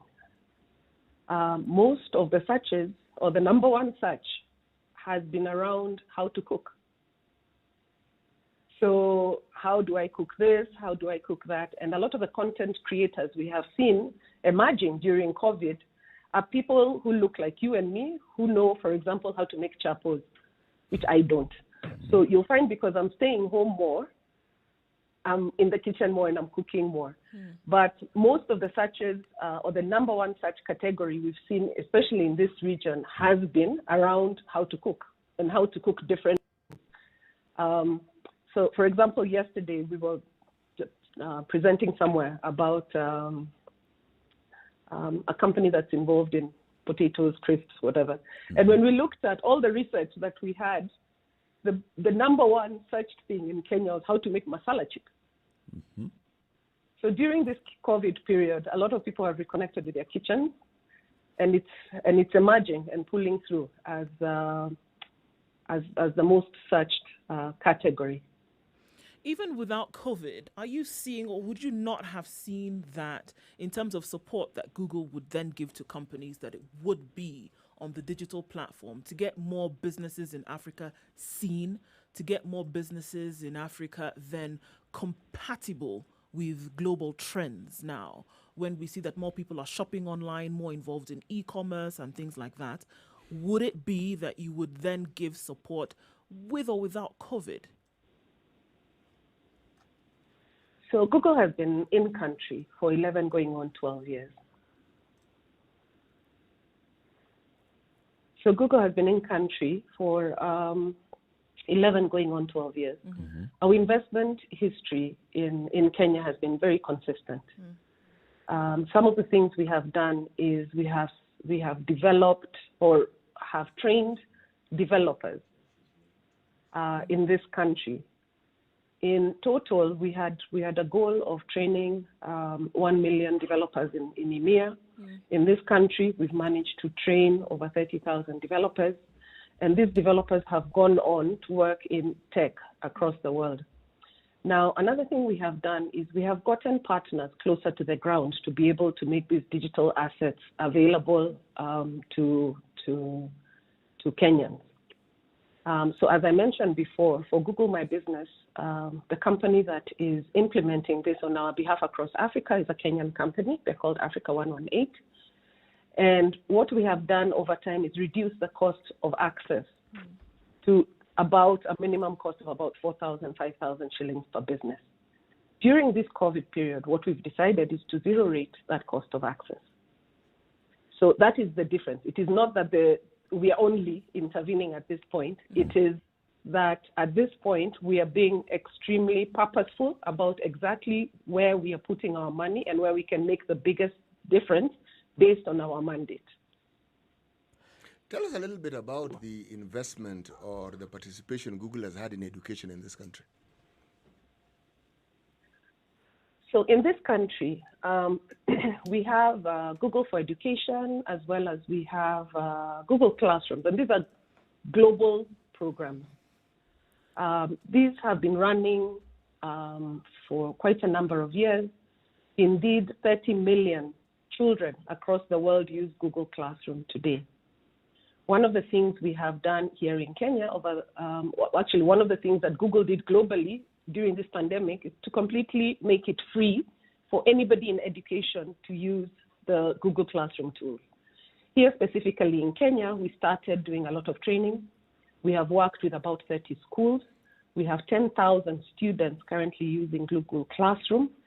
And you're going to invite us again because we actually have a case study that we're releasing soon of some schools in Eldoret. These are public schools. This is not an elite school that are using Google Classroom to be able to continue learning. So we know we have closed schools, but the opportunity for us to continue learning is something Google takes a little bit seriously. And during this period, one of the things we launched was teacher training. So while we have an objective of having 500,000 students across Africa on Google Classroom, one of the issues we had is how does a teacher take their curriculum that they're so used to teaching, and how do they convert it into a digital curriculum? The next question is, how do they teach and get the same outcomes that they would, or almost the same outcomes as they would from physically being in class? How do they then manage parents, communication with parents, continuous communication with students? How do you, for example, set exams and deliver exams online? Yeah. So this training is available, and it's something we actually launched 2 weeks ago. We want to train 25,000 teachers, and again, this is free, to be able to go and learn how to build their classes, so that should this be extended, or should we decide to embrace the digital way of teaching as a hybrid with classroom learning, that they have the tools and are able to actually deliver on this. Okay. Agnes, just sticking on this education, because it's been one of the things that has been glaring when it came to COVID in terms of what needed help. I'm a huge proponent of public-private partnerships and looking at the fact that government needs help sometimes, and that there are organizations that are domiciled in the country that are best placed to be able to help fill the gaps. Education was one of those big holes that we saw now in terms of continuity when it came to learning, when the physical schools had to be closed. The government has also tried right now to tell us that in the next coming months, with funds that they've set aside, what they want to do is to be able to make sure that those who needed this online learning, for example, would then be supported. Would this be something, just based on what you've said now, something that you would be able to plug into? Because here you are and you have these plans to do all these wonderful things. You've talked about, the Eldoret case. Is it something that you would be able to join hands with government to make the reach wider and to have more depth into the country? That's a fantastic question. And when the government actually announced that they were going to set aside funds to drive digital learning, that was extremely exciting for us. Policy engagements with government are something we get excited about, and partnerships that would help transform the country, especially from an economic perspective, are always extremely welcome. So one of the things we are doing is to see, is there an opportunity for us to actually partner with government on this initiative? So the conversation is still extremely nascent, but we would actually welcome an opportunity to explore how our tools, for example, would be used in this situation. I want to take you back a little bit. When you said there were these schools, 30 schools or so that you had partnered with, what criteria did you use in determining who it is you're going to partner with? So anybody who wants to partner, any school that wants to partner with Google is very welcome, which is why we are doing the teacher training. Please repeat that statement again. Any school? Any school that wants to partner with Google, is welcome. The tools are free. Agnes, you're speaking to a chairman of a school. BOM. So that's music to his ears. Yeah, please, let's sign up. As I said, we are training 25,000 teachers right now for free. You need to enroll all your teachers today to get trained and kick off and ensure your children continue to learn. What happens if you receive 30,000 applicants for this training? Are you going to say that, no, as Google, we only have 25 slots for 25,000? So what we will do is we'll relook at it at that point and see, do we need to expand the project? Actually, even the 30,000 teachers we are talking about, we are saying 30,000 by 2021. If we finish the 30,000 in this year, then we go back into the organization and request for more resourcing. The way Google works as an organization is it allows the organizations on the ground to be able to best articulate what their specific needs are. So once we finish this, and especially if we train the teachers, they start using the tools and we start being able to measure an outcome, then it becomes a very simple ask to go back and ask for more resourcing. Are you approaching it from a teacher plus school perspective? Because, say, in a certain school, 2 teachers are the ones who've come and gone through the training, but then the school would like to roll out this particular project for all its students and all its teachers. How would you be able then to support the school itself in implementing this program? So the programs on how to train the schools to be able to implement this are all online and are on a portal. So they would be able to go and get this done themselves. When I talk about 25,000 teachers, that's the teachers. We also want to ensure that we have 500,000 students already learning. So if we have 2 or 3 teachers from a school trained, it also means that that school can come with its several thousand students to be able to then teach them. We'll give them each a student access that is private to them, and then they'll be able to start using the curriculum. Let's take a break now. We're speaking with Agnes Gadaya. She is a Google Country Director for Kenya and East Africa. We are looking at the kind of support that Google and other companies are able to offer, and today focusing on Google in recovery from this COVID-19 period. We know that COVID-19 has ravaged many people's livelihoods, companies, and also disrupted school and learning. And that's what we're just discussing now about learning and how Google can support learning. When we come out of this break, Agnes, we'll talk about other cadres. For example, we know from statistics from the Kenya National Bureau of Statistics that the percentage of percentage of women who have been impacted by COVID-19 is higher than that of men.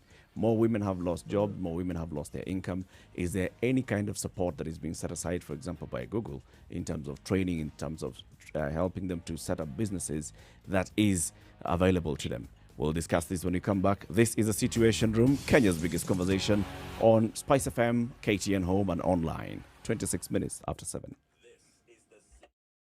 This is the Situation Room, the only way to start your day. Spice up your life.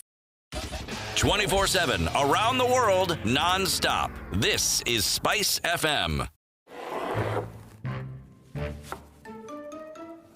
Now, what brings you out to these here parts? I'm looking for 12 bakers who can impress. I'm looking for creativity. I'm looking for the ability to work under pressure.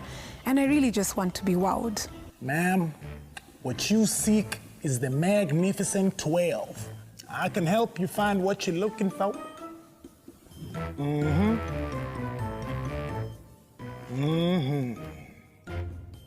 The Great Kenyan Bake Off, brought to you by Unga Limited, inspiring a nation to bake.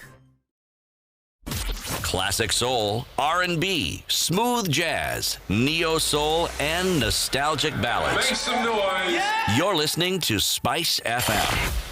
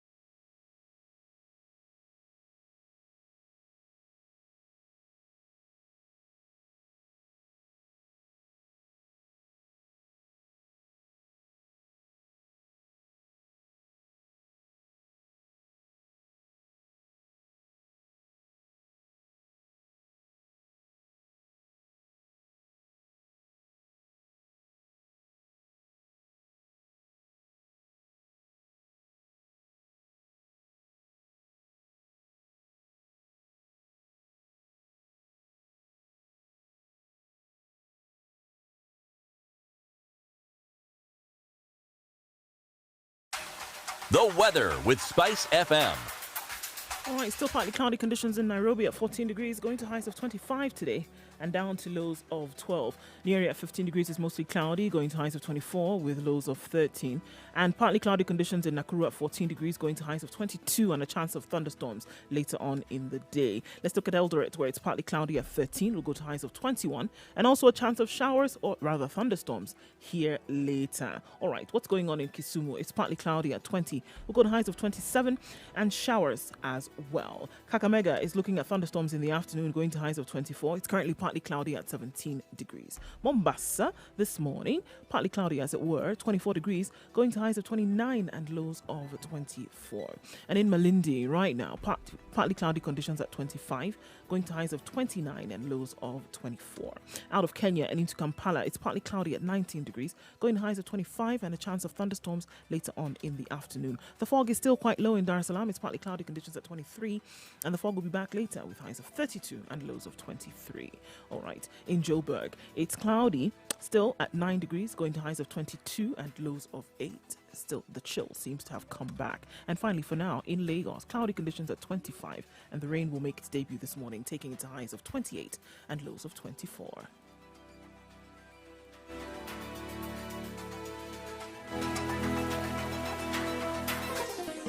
Chilled Spice.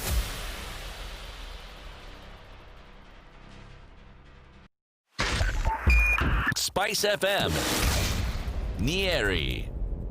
All right, the traffic this morning is not too crazy. We are looking at good conditions on Thika Road coming into the CBD via the Pangani underpass and then leading yourself towards then the Globe Cinema overpass or going towards Forest Road. It's a normal early morning traffic this Tuesday, and we don't have anything too crazy or out of the ordinary. I think we're getting used to the fact that because of the expressway, a lot of roads will be affected. Uhuru Highway for one, all the way from Mombasa Road or the Nyeri Stadium roundabout through to Westlands. It's going to be a daily occurrence, so I think we need to get ready for that.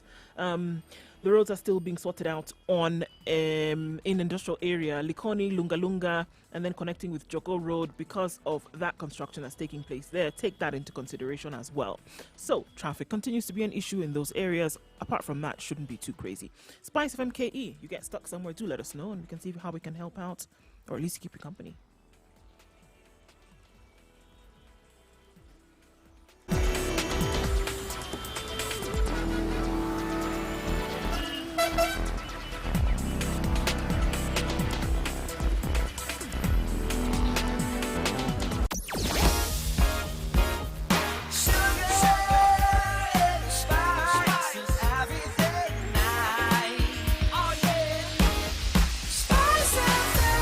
Spice up your life. Mature, intelligent talk every morning.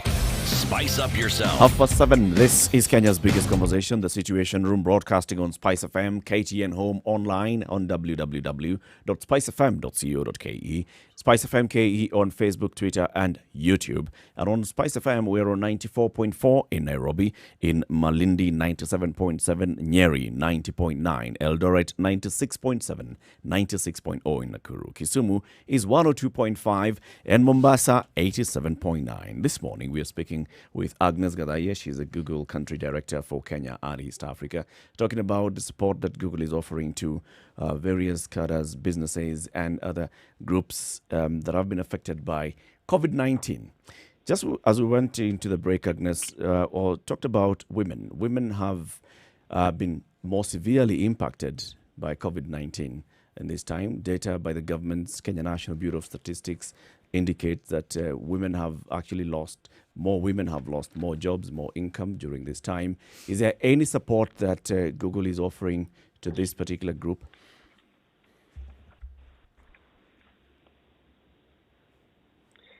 So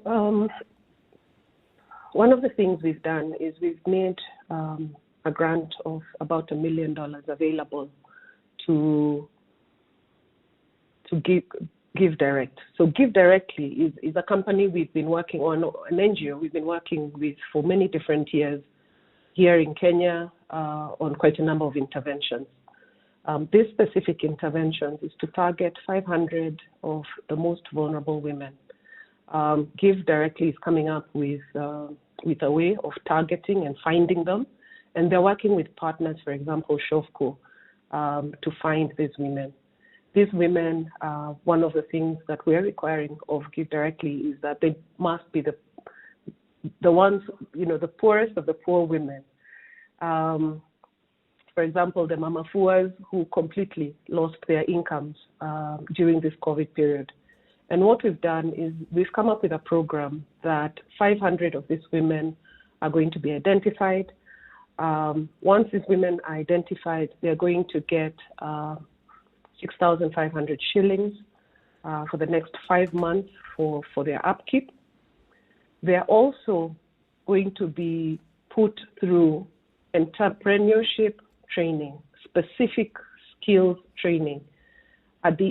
When they graduate from that training, they're then going to be given a grant of about 112,000 shillings each to allow them to start their new businesses. Now, this is a program we're going to follow quite closely to ensure that the outcomes we are looking for are actually delivered. So that's the specific program that we have for 500 women whose income sources were affected by COVID during this time. This is only in Kenya? This is specifically for Kenya, yes. Okay, why 500? Why not 200 or 1,000 or 50? Why 200 or 500? So this is because, again, we as a local organization, we went to the larger Google.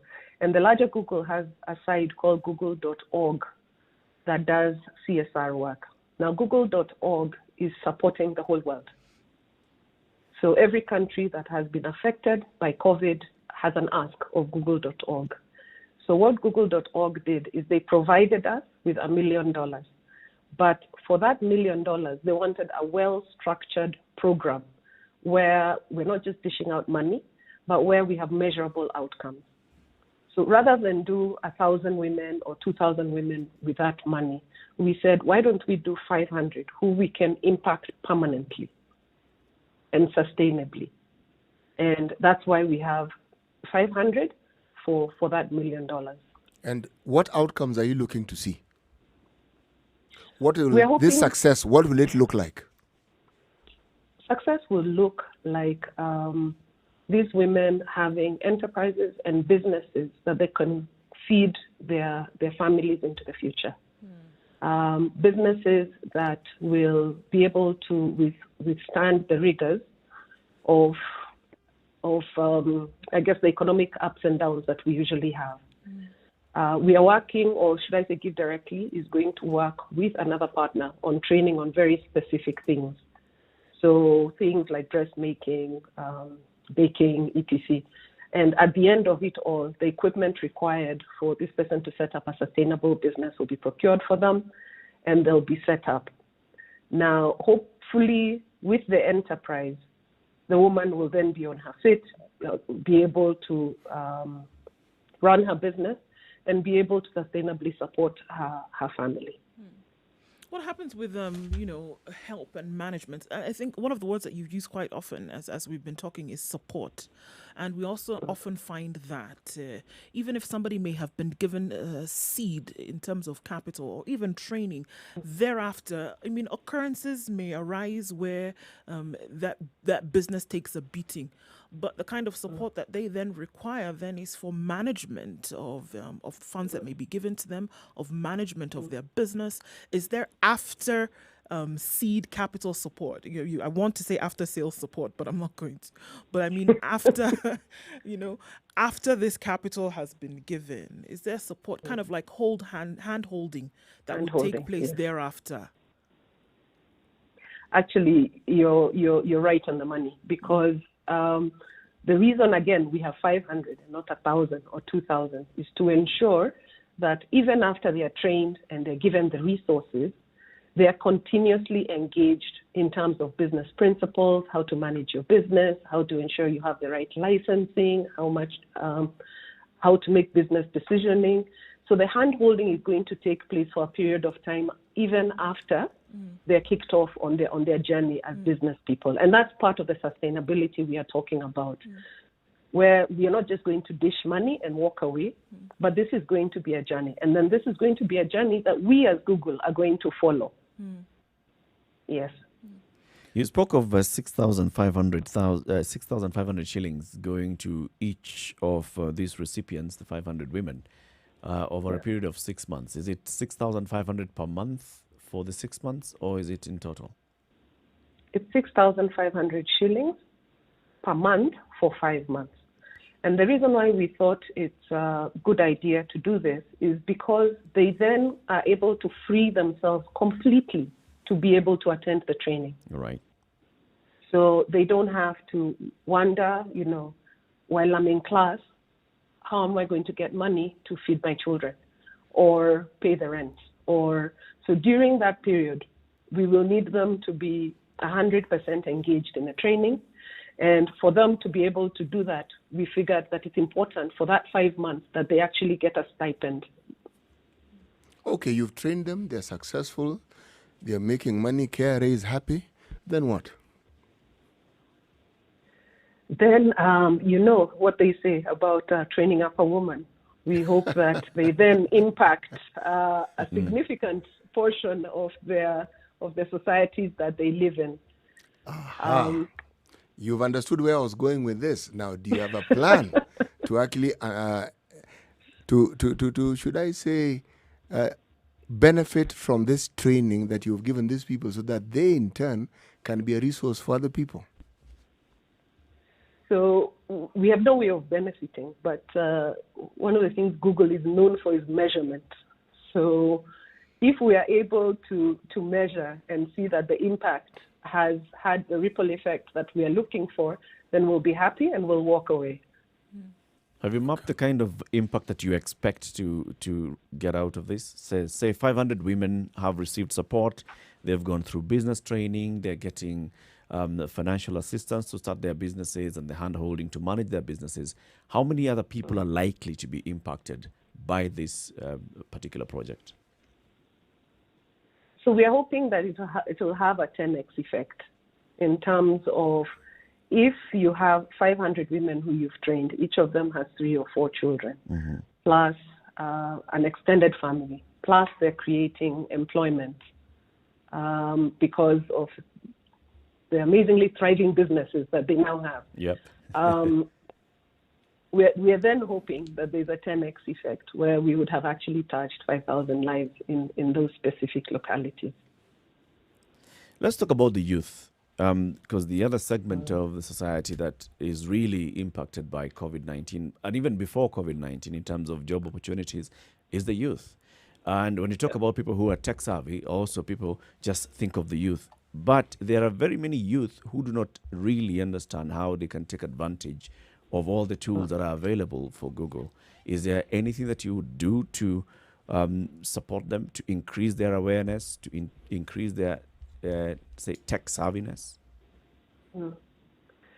So the youth have actually been disproportionately impacted by COVID. The number of young people who have lost their jobs or who are under risk of losing their jobs are quite significant. One of the things we have committed, again during this period, between now and the end of 2021, is that we are going to reskill and increase employability of people. Let me not say young people, of people across Africa. And we've targeted 1 million. And what we've done is we have set up a portal that has training. Right now, the training that is available there has a lot of soft skills and a lot of skills around digital marketing. Now, we just said that SMEs need to pivot and go digital. Who are then going to run these digital platforms on their behalf? Even when COVID is done and we are, quote unquote, back to our normal lives, one thing everybody has learned is you must have a digital presence. So for the people who are going to run your digital marketing, the people who are going to run some of your digital platforms need to be trained. So these resources, again, are available for free. Right now, it's digital marketing and a lot of soft skills. In November, we are actually launching certifiable skills that come with a certificate that you can take to your employer. And these are around IT support and other more technical courses. A lot of these courses, we are not going to require prerequisites. So if you think your passion is technology, just go in and try your hand at it. Something else that we already have available online is how to code. Again, there are no prerequisites around this. It doesn't need a university degree. It doesn't need work experience. It doesn't need, just go in, and if indeed you're passionate or you're curious about technology, go in, take a course, take 2 courses, take 3 courses, and upskill yourself so that by the time when the economy is fully open and people are now looking for people, you actually have the right skills. When you look at the kind of impact that an organization such as yours would have with such a program, then people start also looking back and wondering, why is Google doing all this? What's in it for you?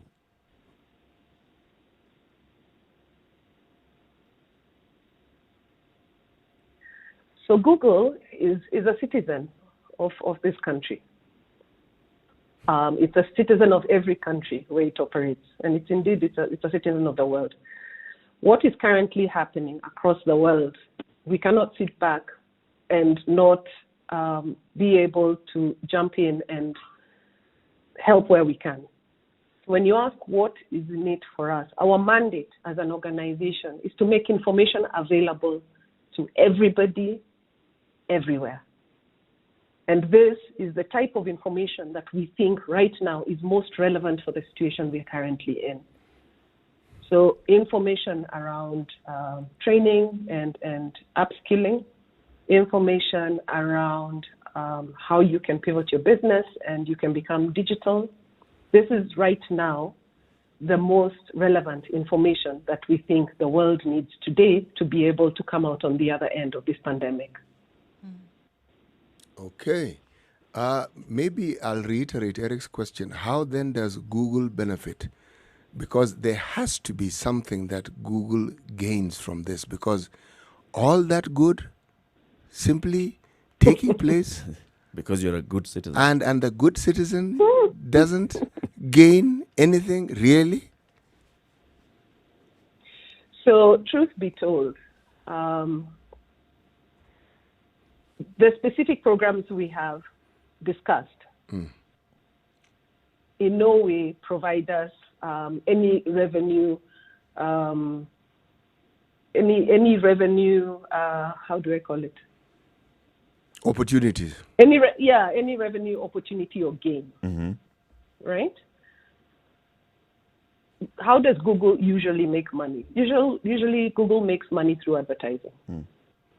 So we sell advertising using Google Ads, and you'll notice this is the first time I've actually spoken about that. Yep. At no point, as we talk about job seekers, or we talk about the 500 women, or we talk about the small businesses, does the opportunity for us to sell advertising actually even come up? But if we have a country that's healthy and not grappling with the basics, then we move to another different level where we talk about, accessing the internet, we talk about accessing information and starting to thrive. When we get the economy to that point, then it's easier for Google to operate in the market. But if the market is completely on its knees, then it's impossible even for us to operate in that market. So it becomes part of our mandate to become part of the solution to fix this. I'm looking at also more vulnerable parts of the society when it comes to, just what you've talked about now, and then when it comes to development of a country on a whole, as opposed to looking at a fractioned parts of society. The majority of Kenya's population today, unfortunately, would not be able to dream of the kind of technology that's required then to move towards some of the development that we've spoken about. How then do you see yourself fixed as Google, fixed in a position to be able to uplift members of the same population who, for them, their reality has nothing to do with anything like this, but are vital to adding to the profile of lifting the country to the point where you've just talked about? So as you mentioned, I think earlier on we talked about YouTube. One of the other organizations that's owned by Google is called Android. And one of the things that Android does across the world is to ensure that we make smart devices available to even the lowest part of the population. In Kenya, for example, we built a backend that is now more popularly known as Lipa Mdogo Mdogo. So we partnered with Safaricom, built the backend to allow for pay-as-you-go devices to be available to Kenyans, meaning at the price or at the cost of Sukuma Wiki. And by the way, that was the price point. When we said 20 shillings a day, that price point was pegged on how much does a bunch of Sukuma Wiki cost. Meaning that for 20 shillings a day, you can open your world to all new possibilities by having a smarter device. And our team, our Android team, continuously are developing with handset makers to find a cheaper and cheaper and cheaper proposition that provides quality information to the population, but at as low a price point as possible. Access to information is a type of poverty. Lack of access to information is actually Poverty. a form of poverty. And the more information you have available to you, the more you know about the opportunities that are available to you and what you can do to actually get yourself out of whatever situation you're in. So that is not a COVID program. That is part of our everyday work that we do to ensure that everybody across the world has access to information. Before you leave, I'd like you to give me the contact of, or the site or the link to that training for teachers that you mentioned earlier on. And then we also will share it on our social media handles on Spice FM KE so that they can access it. Okay. So it's Google. The program is called Teach from Anywhere Africa. And the link is GOO, G-O-O, full stop, GLE, G-L-E, /Teach Africa. Google.go/Teach Africa. Repeat that again, please. So GOO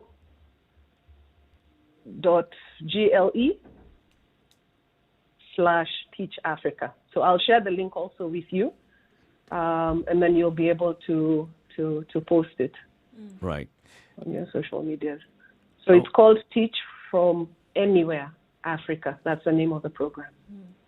I want to ask you to look at your crystal ball, not now as the Google boss, but as Agnes Gadaya, the professional. You have had a checkered career in the financial sector, in the tech companies, and now here at Google. Just looking at how businesses have been impacted during this time of COVID-19 and how they're trying to revive, and now this buzzword, pivot into the future. What do you see the business landscape looking like in the next, let's say, five years going forward? Those that are going to fall off the side and those that are going to survive. What companies are likely to survive this? So going forward, I see companies, and I think we've been evangelizing about digitizing businesses for the last 10, 15 years. COVID has significantly softened the ground in terms of that conversation. So we've moved from trying to convince businesses around the value of digitizing to now them realizing for their survival, they must do this. So 4 or 5 years down the road, I think it will be impossible for anybody to set up a business that does not work on a digital platform. I think the future of the economy is based on e-commerce.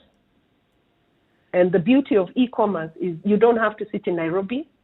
You don't have to sit in Mombasa, in Nakuru, in Eldoret, in the major towns in Kisumu, in the major towns in Kenya. You can actually work from absolutely anywhere, produce whatever it is you need to produce, and be able to access the world.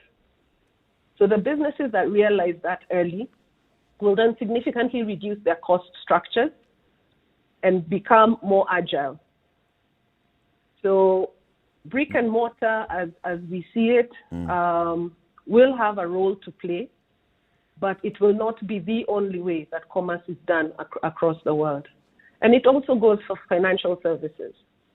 We have seen during this period, again, the platform plays, anybody who has had payment platforms has done significantly better than people who rely on branch networks and that sort of thing. So everybody is running towards embracing a digital outcome. And 5 years from now, it will be intuitive. If you want to set up a business, then that is the way you're going to go. I guess it'll also call for development of the entire value chain, because you'd imagine that if you start a business and then you've gone online, then you also have to deal with delivery of your goods or services to the customer. Exactly. Then how do you play in that space as well? Exactly. So not as Google, but what we have seen during this period is the growth of logistics companies. Logistics companies have existed in the country for a while, but now we are seeing partnerships between organizations. And I'll tell you, from an SME perspective, from the smallest business, every small business has a border guy that acts as their logistics side of the business. They are trained on the brand. They are trained when you get there. Don't leave without asking for the money. It is this much. Don't leave until I have called you and cleared. So from the most basic, smallest companies, who now each have their own border people, to companies that are large, for example, companies like Glovo, companies like Sandy, who have seen exponential growth during this period and who have actually come up with new products, offerings to be able to serve traditional businesses better. And I'll give you an example. So traditionally, what would happen is for those who still use checkbooks, when your checkbook would fill up, you would go to the branch and pick another one. Or if your card expires, you'd have to go to the branch to pick another one. But during lockdown, what would happen? If your credit card expired and we are all telling you to go digital and use your cards and shop online, what do you do? Yeah. So a lot of banks, for example, have partnered with logistics companies to ensure secure delivery of your instruments. Yeah? So these are the changes we are seeing. They are not huge changes, but they are micro changes that will lead to a larger logistics presence and more acceptability of digital way of working.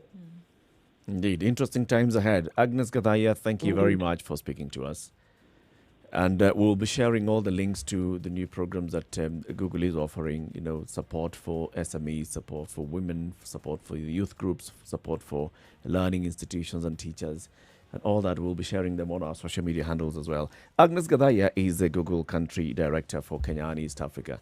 And she joined us today to tell us what Google is doing to help support companies and small businesses and also vulnerable groups to pivot, as she's used this word a number of times in these times of COVID-19. Have a great day, Agnes. Thank you so much for having us. Thank you, Agnes. Sante. Thank you. It's a Situation Room, Kenya's biggest conversation. Keep it right here. Well, we'll have another conversation. We know what the CJ Maraga did yesterday, so we'll be discussing that in the 8 o'clock hour. Keep it right here. Spice FM, KTN Home, as well as on our digital platforms. Spice FM KE on YouTube, Facebook, Twitter, and Instagram. This is the Situation Room, the only way to start your day. Spice up your life. Spice FM, Nakuru.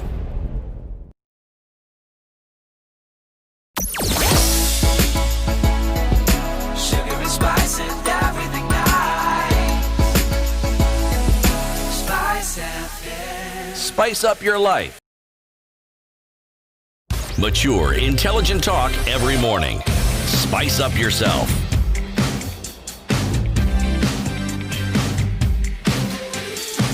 There's a lot of Mornings done. very many programs that are actually on offer by Google. And sometimes people just don't take advantage of some of these opportunities. Sometimes they're just not able to take advantage of these opportunities. Because one, they don't know about it. And secondly, they don't have the wherewithal to take advantage of it. Because if, for instance, you're going to talk about what I was asking, what is my interest, is this... the training for teachers. Yes, exactly. You are not going to be able to train unless you can log onto this site and take advantage of whatever it is. It has to be online. Okay? That alone, just that capacity will limit many people who might otherwise be interested. Just that alone. But, again, one cannot help but commend them for the efforts they've made in ensuring that this becomes a possibility with that mdogo, as they're saying. It makes possible this thing which ordinarily would have been impossible. But the real gem here is how Google are able to actually build the market for themselves. It is good. It is wise. When I support you, I'm going to benefit somewhere down the road. But I'm actually, the support is actually genuine, and you can see the benefits of it. Yep, indeed. Yes. This is a Situation Room. It's now 8 o'clock. Good morning.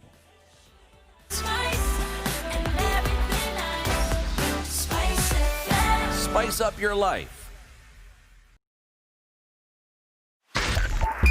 102.5 Spice FM, Kisumu. All right, so what are we looking at on the roads? How have things changed? Not much. Still bumper-to-bumper situation on certain parts of Mombasa Road. Thika Road near the Fig Tree Market is bumper to bumper, and that's trying to get into the CBD in and outbound for some reason today. It's looking pretty clogged up. Right around 8 o'clock is not a surprise. Everybody trying to get into the CBD at the same time. So as you approach with caution, but know that you might be there for a while. Okay, coming off of Mombasa Road as you get to the Nyayo Stadium roundabout is where you're going to hit a clog. And that'll take you all the way to Westlands. Bagadi Way can be used as an option. It's not too bad as you approach the city mortuary roundabout.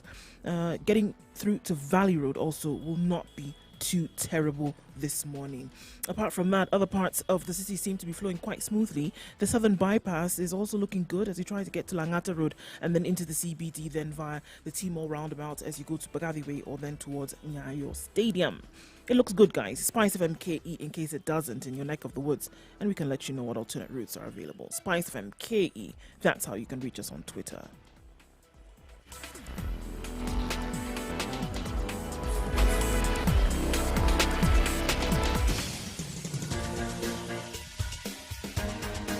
This is The Situation Room, the home of hard-hitting political commentary and penetrating insights about the state of the nation. This is a talk radio experience like no other. The Situation Room, a place for hard truths, debates, and elevated conversations. The Situation Room, witty, political, engaging, deep, controversial. In the room, we have C.T. Muga, researcher, academic, seasoned political observer, a fountain of wisdom in these politically uncertain times. Ndu Oko, Nigerian by birth, Kenyan by choice, communications expert, Pan-Africanist, a truth seeker and believer in people power, and Eric Latif, agent provocateur, the man in the chair, seasoned journalist, news hound, a man who believes in punching up, not down.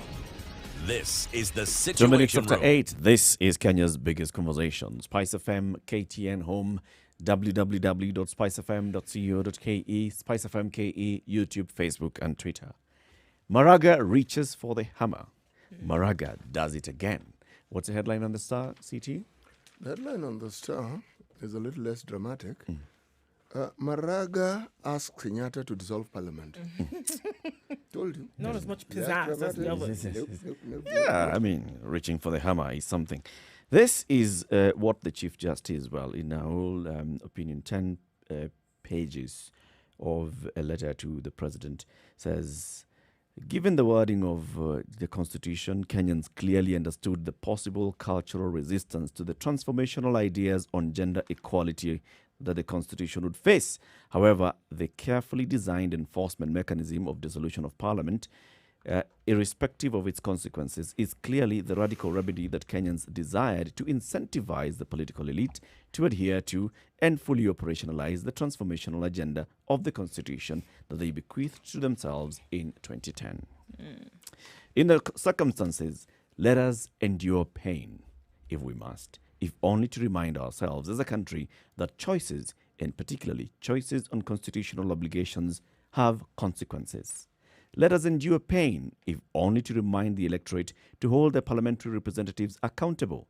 Let us endure pain, if only to remind ourselves that as a country, being a democracy that has chosen to be governed by the rule of law, we must say no to impunity and hold everyone accountable for their actions or omissions. In the result, Your Excellency, he says, it is my constitutional duty to advise you, the President of the Republic of Kenya, which I hereby do, to dissolve Parliament in accordance with Article 261(7) of the Constitution. Drops mic, Maraga walks, Maraga waits for retirement. Job done. And it seems that a number of people picked up the mic then after he said some of these things. And it's interesting to know what some of these responses were to the things that he said yesterday. Martha Karua weighed in, and what did she say? This is a timely and long overdue decision. The law doesn't leave room for the president not to act otherwise. He should be on the good side of the law and dissolve Parliament. According to conservationist Paula Kahumbu, Parliament has failed and given room to all agencies not to follow the law. We can't progress when half of the population can't be involved in decision-making. It is time we reflected this. Elgeyo Marakwet Senator Kipchumba Murkomen, Mr. President, now therefore dissolve Parliament immediately. Senate Deputy Speaker Margaret Kamar, Maraga has done what we have been asking for a long time. He has rightly interpreted the law, and there was no way Parliament would have escaped blame. Despite numerous attempts, MPs could not see the risk. What does Kirinyaga Governor Anne Waiguru say? It is unfortunate that the 2/3 gender rule is yet to be enacted by Parliament. It is my prayer that the President will rally support for gender equality in the BBI should he not assent to dissolution of Parliament. And they said all those things. The Senator Moses Wetangula says, on the basis of the legal doctrine and logic of balance of convenience, CJ Maraga is dead wrong. He has acted per incurium and nobody or authority will act on the same. The resolution, restatement and construct of the gender rule is not just about Parliament. However, Kithure Kindiki, the senator for Tharaka Nithi, says, I agree with my Lord the Chief Justice David Maraga's interpretation of the Constitution. Failure by the two houses of Parliament to pass any of the laws that were to be enacted by 2015 to give effect to implementation of the 2010 Constitution requires the President of the Republic to gazette the dissolution of Parliament forthwith. Any other action or inaction on the CJ's advice would be unconstitutional and illegal. He says he is ready for the election. However, let's also remember that the Speaker of the National Assembly has, on a number of occasions recently, spoken about this matter. And especially yesterday, he released an opinion piece on this particular issue. He says, look, there is nowhere in the letter of the Constitution that says Parliament has a responsibility of enacting a law to operationalize the 2/3 gender rule. He says the Constitution puts the obligation on the state to put in mechanisms for legislative, for policy, and for any other measures that will ensure that there is equality and equity in the society, and especially when it comes to gender. And he also says that if you look at the schedule of the Constitution, there's nowhere where he says by this time Parliament should pass a law on the 2/3 gender rule of elected representatives in Parliament. Nowhere. The only bit that is there is on Parliament to pass laws regarding representation of the marginalized. Yes, and which the Chief Justice has mentioned. Has Parliament passed those laws? You see, that's a by the way. You see, from where Eric is coming from, inconsequential. You see, what the Speaker of the National Assembly is basically saying is, look, we have been hammering Parliament all along, but Parliament does not bear the sole responsibility for this. Who else? Who? The state. The state includes you and I, CT. I agree completely. From the electorate. Let me ask you the simple From the question. electorate that in the last election, who enacts laws in this country? Parliament, the legislative arm of government. So? You see, but it goes beyond that. Is there a policy that supports this? Have the electorate even tried to show that they are willing to do this, to elect more women? And people could even argue, and like we spoke the electorate can show until they're blue in the face, but until Parliament does what they need to do to give this law some life, breathing and active, it is moot. No. The electorate, just by electing, even if Parliament comes up with a law, the electorate can elect 100% women. The electorate can elect at least more than the requirement of 2/3 gender. If the electorate choose women candidates, then whatever law comes into is basically moot. But we're saying at this point where that has not happened, in order for it to happen, the Parliament or the legislator then has to step in and make sure that it is done. That's what we're saying. Because it has not been done, they need to take up the responsibility to make sure that it will be done, as opposed to leaving it up to the electorate to vote at the ballot. Now, that has not happened. Now we are saying because it has not happened at the ballot, and we can see inequalities in the way in which the country is run and who sits in positions of leadership, then go ahead and use your position as the legislature to pass these laws and make them living and active in order for them to then be active in the country. That's what it is. I don't understand. And until that happens... Are we saying that unless and until the electorate elects the requisite percentage Then of women, there will be no gender balance. not only that, then the law can be enacted. Is that what we're saying? No. Basically, what Muturi is saying, there is no constitutional requirement on Parliament to enact a particular law about this. The obligation and the responsibility lies in the states. Okay? From the people all the way to all other arms of government. And Actually, the responsibility lies with Parliament. And there's a piece of there's the legislative aspect of it that will come into Eric, Parliament. let's pause for a single. So, for example, that law that they have been discussing, the law on the minorities and such, because there has been such bit of a law. If it talks about such laws, if it talks about electoral laws and Political Parties Act and such, that promote, because the issue is about promoting, is not being prescriptive. Okay. The requirement is the state that shall promote this. I understand the law insofar as I can read and understand what is written. Beyond that, I cannot even claim any expertise. However, there's something called a precedence, and I understand what that word means, where this particular matter is concerned. Now, unless we are saying that when in 2012 the Supreme Court ordered 2/3 gender rule to be implemented during the elections on March, this was what? The Supreme Court just talking to itself? Just saying, exactly. Just saying that maybe we think this would be nice. No. It didn't stop there. In 2015, Justice Mubi Ngugi ordered Parliament to enact the laws within 40 days. Didn't stop there. In 2017, Justice Chacha Mwita directs IBC to ensure political parties' list of nominees are in line with the gender rule. 2017, Justice John Mativo grants Parliament 60 days to pass the 2/3 gender rule. What on earth were all these things for? In April 5th, 2019, Justice Philip Waki retired. Gitambu Kairu and Kathurima Minoti. Yes, Mutoinoti. I started with the M first, then I was going to go to the Inoti. Okay, I'm sure it's pronounced differently. Mutoinoti. Okay, they dismiss the Speaker's appeal citing lack of good faith. What were all these things for?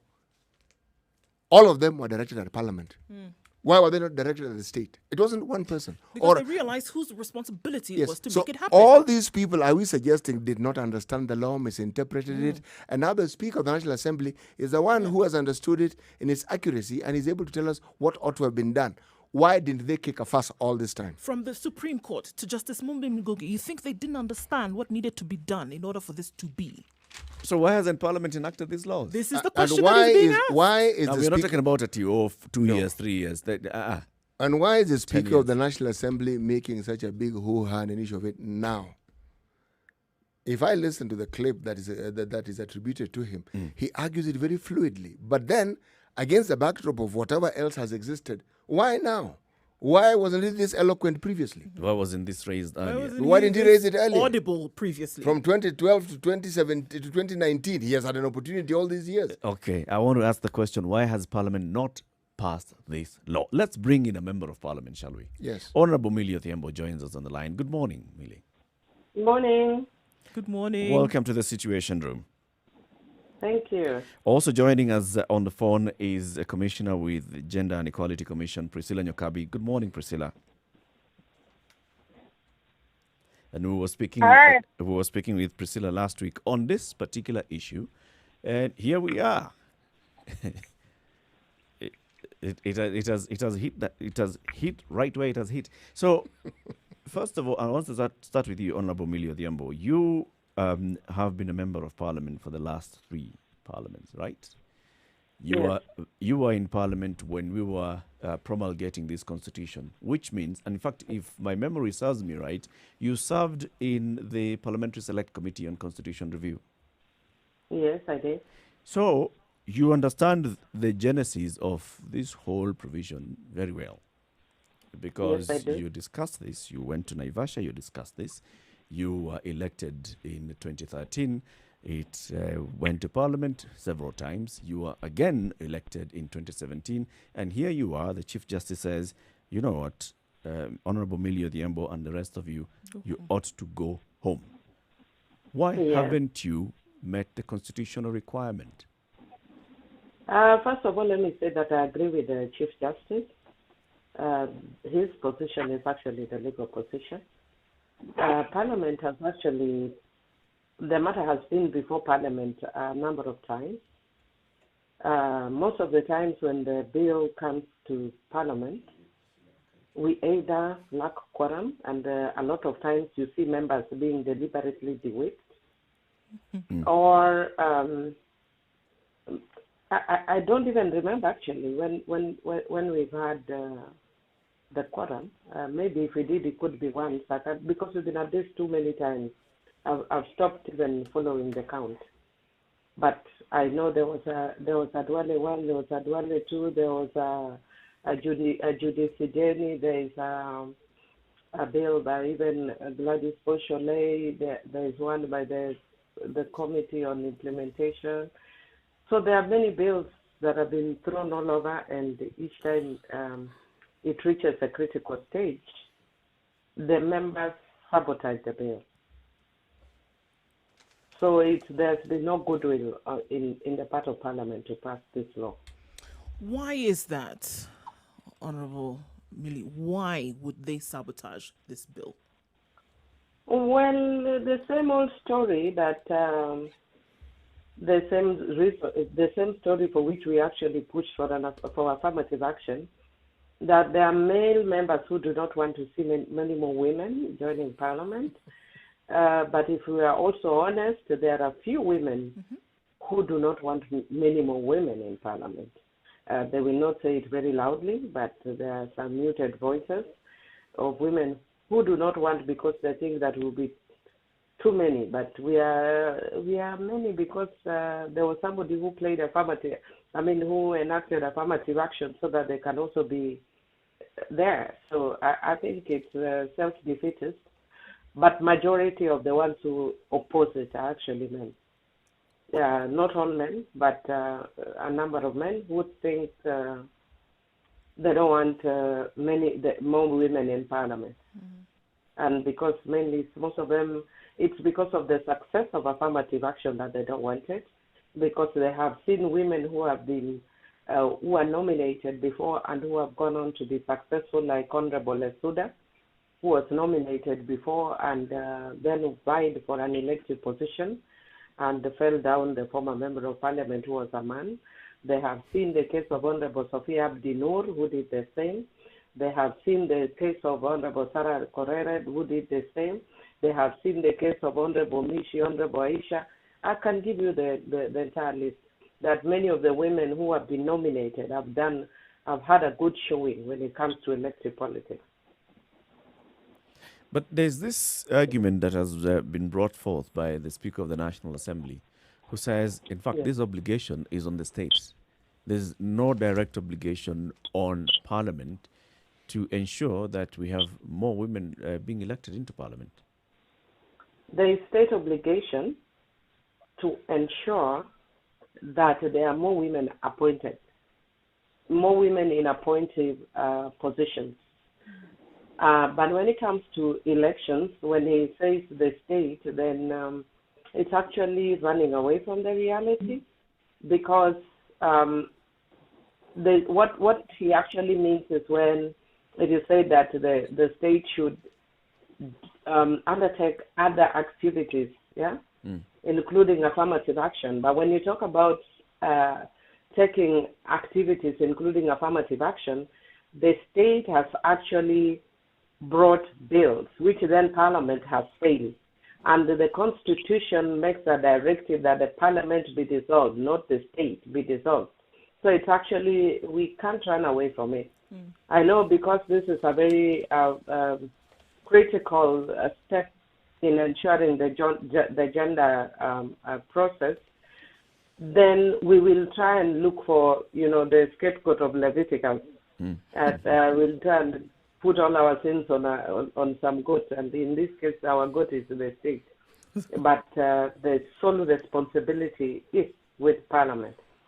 Right now, going forward, it's really up to the President how he'll decide to move with it.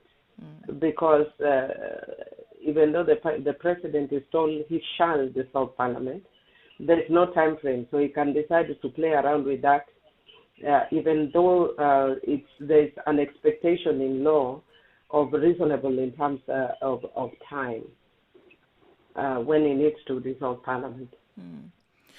Priscilla, you said, looking at statements that have been published today in terms of what you said, Priscilla, you said, and I quote, "We have done enough talking on this. It's time to take the next practical steps, and this is what we will be exploring tomorrow."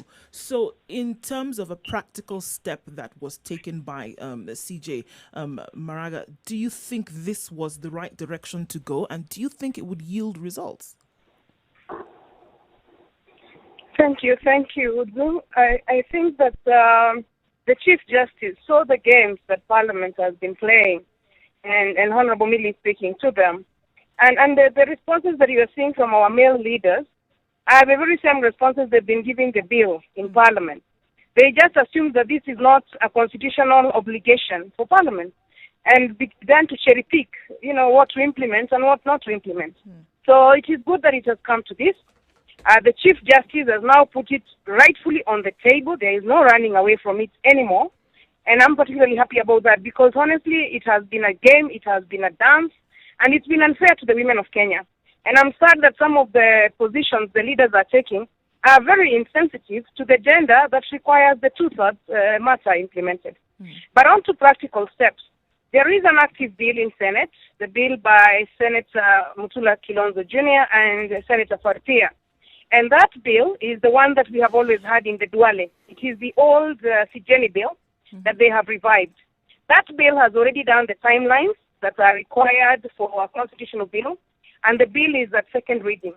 So I'm hoping that the President gives Parliament up to the end of this session. The session ends in December, for Parliament to enact that legislation because it is ready. The House Business Committees in the Senate and the National Assembly can take this matter very seriously and prioritize it. The parliamentary groups, the President should call a parliamentary group of the Jubilee and the Prime Minister, the parliamentary group of the ODM, and Senator Wetangula, who has really never supported women, So he also should call his party, and we should now call all the leaders to do the right thing between now and December when the session ends. That's about 60 days. If they fail to do that, I think the President will also have no choice. We just got an election and we elect new women who respect the Constitution. But it needs one last chance because there is an active bill. Allow the active bill to make progress. And now, with the dissolution in sight, because the President cannot lose sight of the dissolution that he has been advised on, we think that should be sufficient pull. If anybody has been joking with this matter, they should now know it is not a joking matter anymore.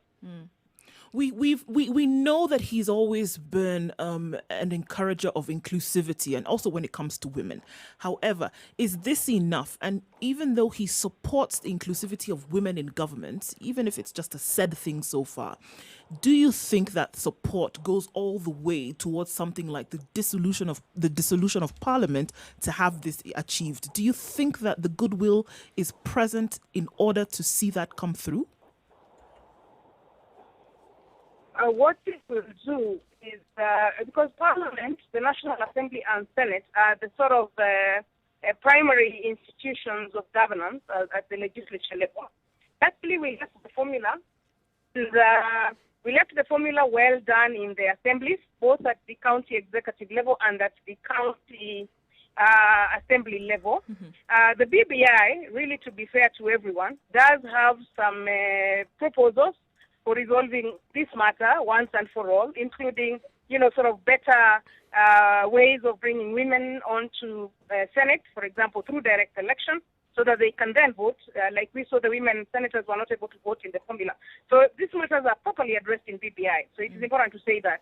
But now, the BBI is not on the table, because the BBI hasn't even been released.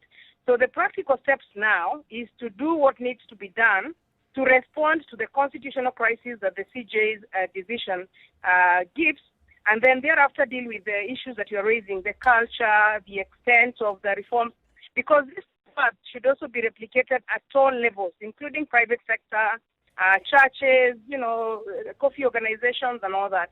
But the first place to start is the National Assembly and Senate. And it is not true to say that Parliament has no obligation. I'm finding the speaker very unfair with that statement, because what has Parliament been doing for the last 7 years? Why didn't they say that they have no obligation in 20%? Why say it now in 2020? You should have said that in 20%, so that then the women of Kenya would have known where to go if Parliament was not obligated to pass the law on the 2/3.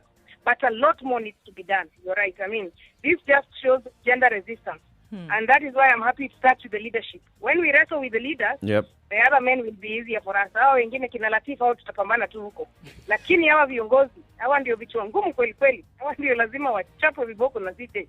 Wakishafika huko juu, the lower levels we education, training, gender roles. Can deal with those. A lot of things with gender responsive budgeting, fighting gender-based violence. All of those things continue because it is a societal issue. Let's take a break now. We're speaking with the Commissioner with the Gender and Equality Commission, Priscilla Nyokabi, and also speaking with the MP for Suba North, the Honorable Meli Odhiambo. Taking a break now at 26 minutes past 8. We'll be back with this conversation on KTN and Spice FM. Good morning.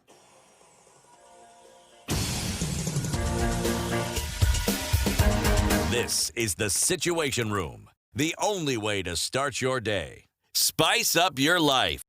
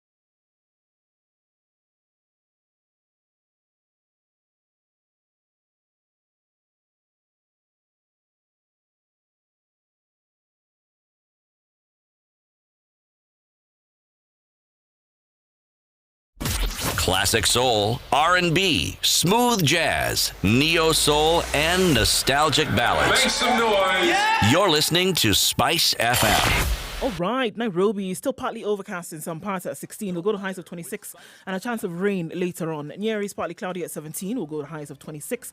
Nakuru at 16. We'll go to highs of 22 with a chance of thunderstorms later on. Partly cloudy in Eldoret at 15, going to high of 20 today with thunderstorms expected as well. It's going to be rainy in Kisumu later, highs of 27.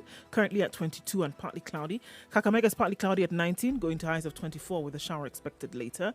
Mombasa 26 and partly cloudy through the day, highs of 29. 26 and partly cloudy in Malindi, also going to highs of 29. 20 degrees in Kampala, and also the forecast says thunderstorms going to highs of 26. Dar es Salaam partly cloudy at 26, going to highs of 32. A warm day in Dar today.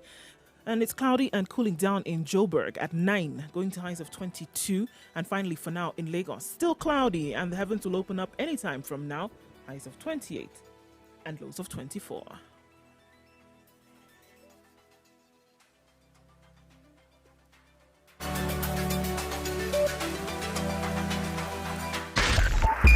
Spice FM, Nyeri. Okay, yes, still on Uhuru Highways where we see the problems this morning, and a little bit off Thika Road.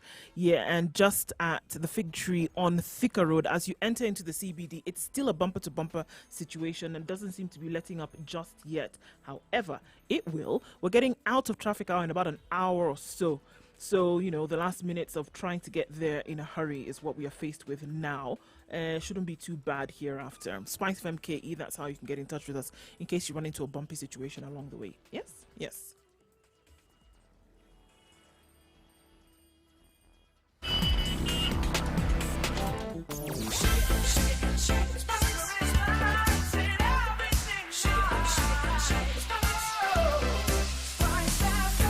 Spice up your life. Mature, intelligent talk every morning. Spice up yourself.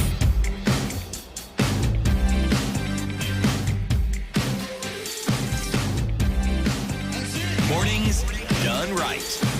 94.4. All right, 8:30. The conversation continues right here on Spice FM, KTN Home, and online on www.spicefm.co.ke and our social media handles. We're speaking with the MP for Suba North, the Honorable Millie Odhiambo, and Priscilla Nyokabi, Commissioner with the Gender and Equality Commission. And as we went to the break, it's the two ladies have basically agreed that, look, this is a failure by Parliament to enact a law that it was supposed to have enacted.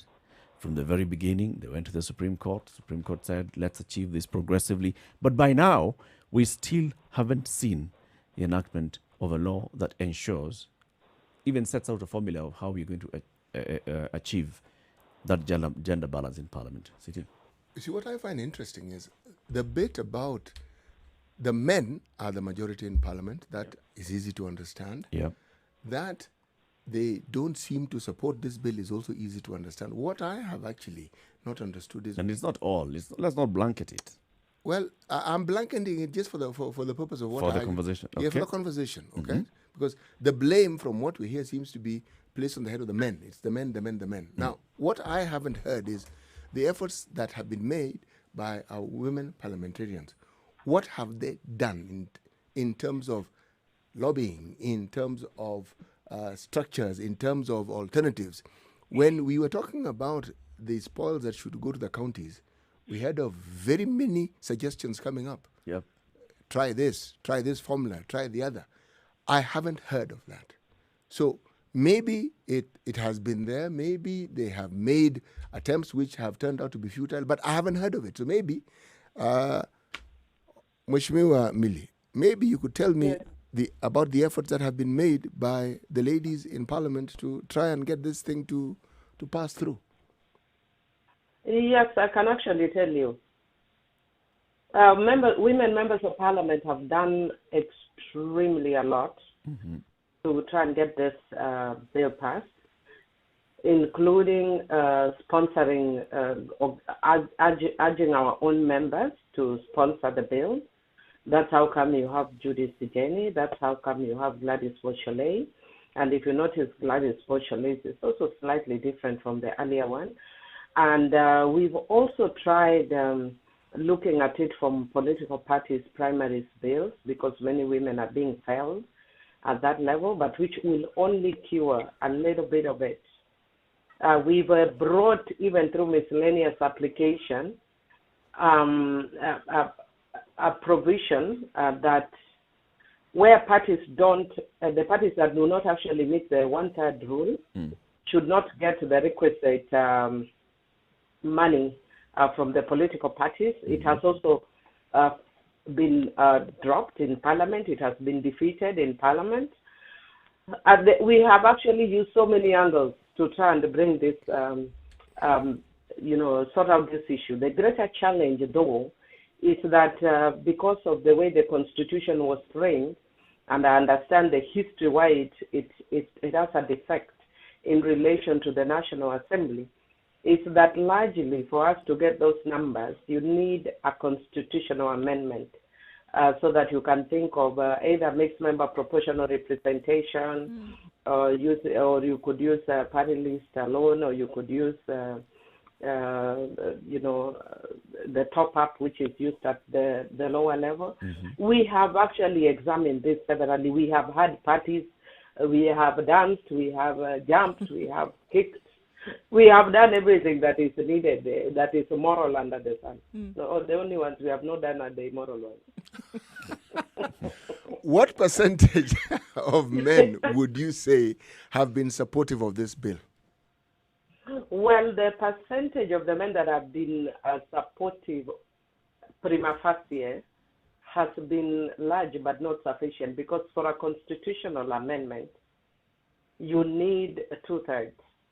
Now, why I'm using the word prima facie is because where the rubber meets the road, you can also play games by giving us 70 or 100 men who look like they support, but denying 10 who make the whole difference. Right. So you look at, you pick the 10 that don't give a damn whether they are branded or not, and then they they take a hardline position, and then you are denied the quorum by just 10 men when it looks like over 100 actually support you. But from what we have heard or seen in the past, it's a sufficient number that have been supportive.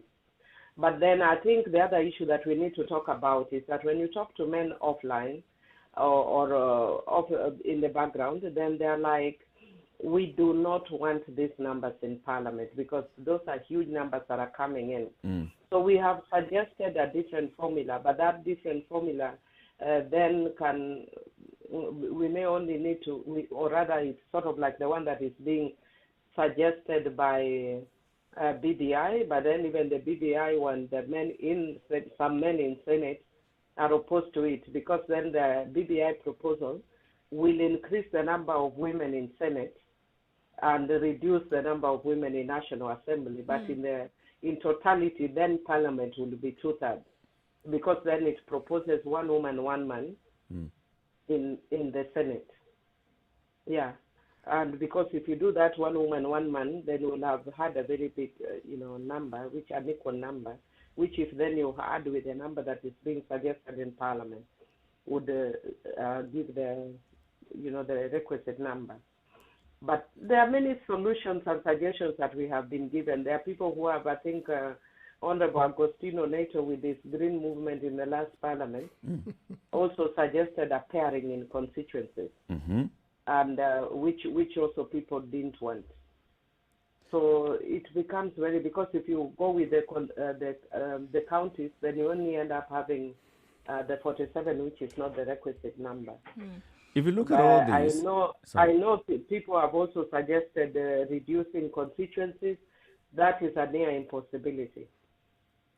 If you look at all these ladies, both the Honorable Odhiambo and Honorable Nyokabi, the last 10 years, and even, I'm sure you'll both look at it and say, even during the debates, during the drafting of the Constitution, the conversations that you even held in Naivasha, Honorable Odhiambo, you will see that the political class really has a problem or is unable to come up with a way to sort out this issue and ensure that we attain the gender rule.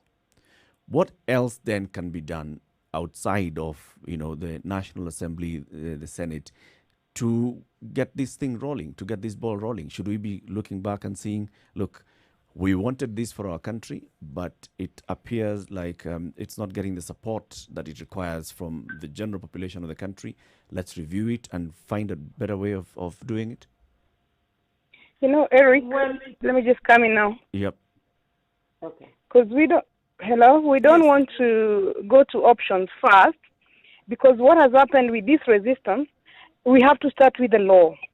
There is, if we try to start from the society, that's even harder. So it's got to be a legal solution. And that is why the matter was put in the Constitution in the first place, because of the difficulties around it. And so whichever way we turn, it will have to be an amendment, a constitutional amendment, increasing the space. And that, the options have been given. I know that the National Gender and Equality Commission looked at as many as 10 formulas before arriving at the Article 177 type of formula, the nomination, and even looked at the costs of implementing the 2/3 gender rule. And there is a report on costs which shows that the cost is negligible. So there are other things that can be done outside Parliament, but let us not get away from where it starts from. It should start with lawmaking, it should start with the constitutional amendment, and it should start with leadership. They can't run away. If you look at something like devolution, it was very, very difficult to implement devolution, required billions of shillings to implement devolution. But because that is a male-dominated arena, there was no problem implementing that. The 2/3, the reason there is resistance is just because it is a gender issue and it is women at the lower end of the stick. So let's not get away from the source of the problem. It must be Parliament, so that Parliament does not say, as Muturi likes to say, that the state is all of us. That even we, in the private sector, we are part of the state, even the court is part of the state. Let the matter and the ball squarely be on Parliament to pass the laws that are required for the society to then follow. And these solutions are tabled before, and we think that the little time available now should be spent on resolving the matter. The amount of effort the president took on the formula is the amount of time the president should now take on this matter of the two-thirds. And the interventions that were done with the Senate are the interventions that should now be done on this two-thirds matter, and there is an active bill. Mheshimiwa, this law that you speak don't let us go of, to the village. Let's stay in parliament.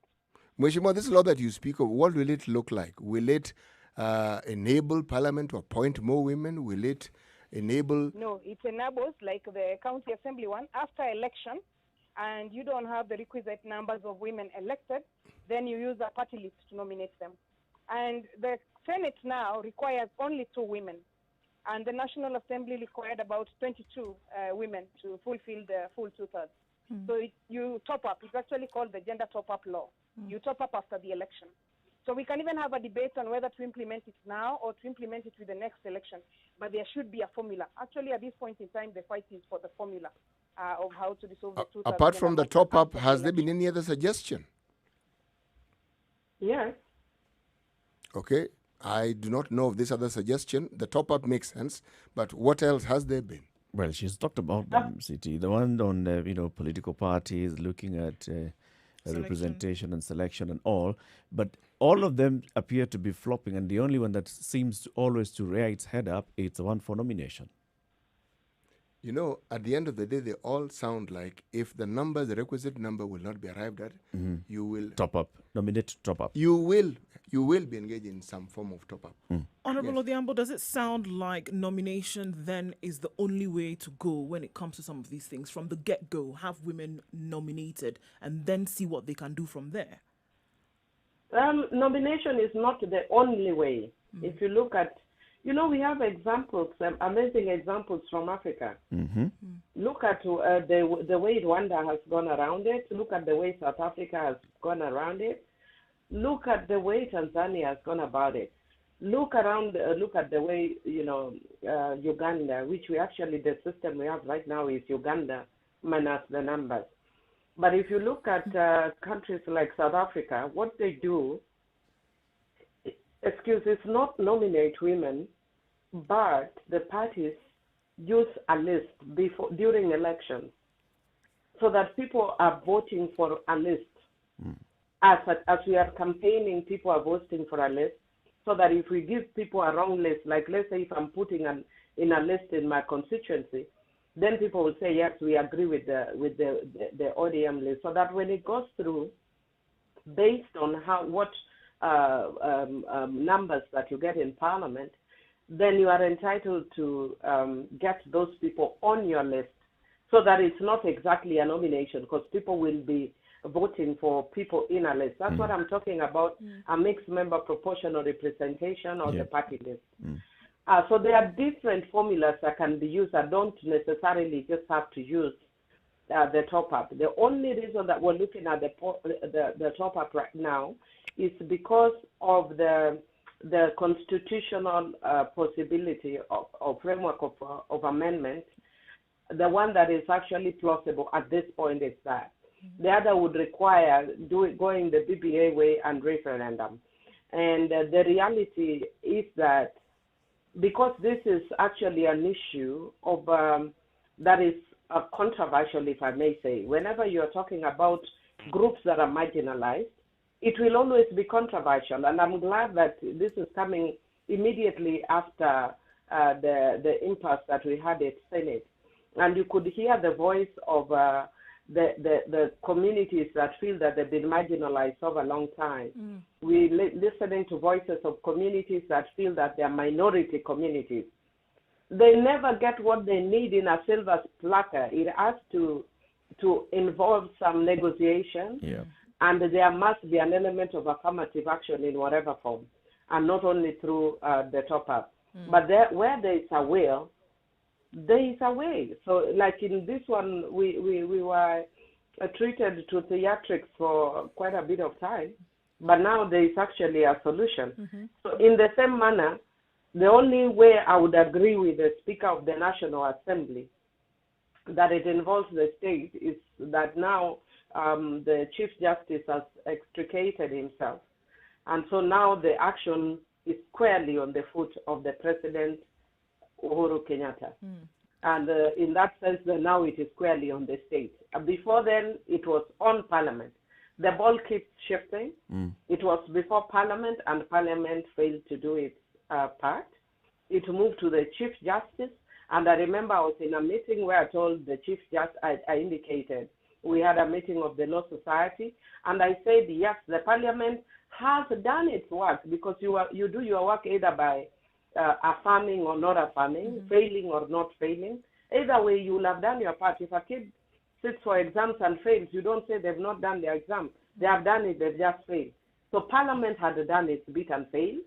It moved to the Chief Justice, and we were telling the Chief Justice 1 month ago that now you are the one failing because the ball has been passed to you.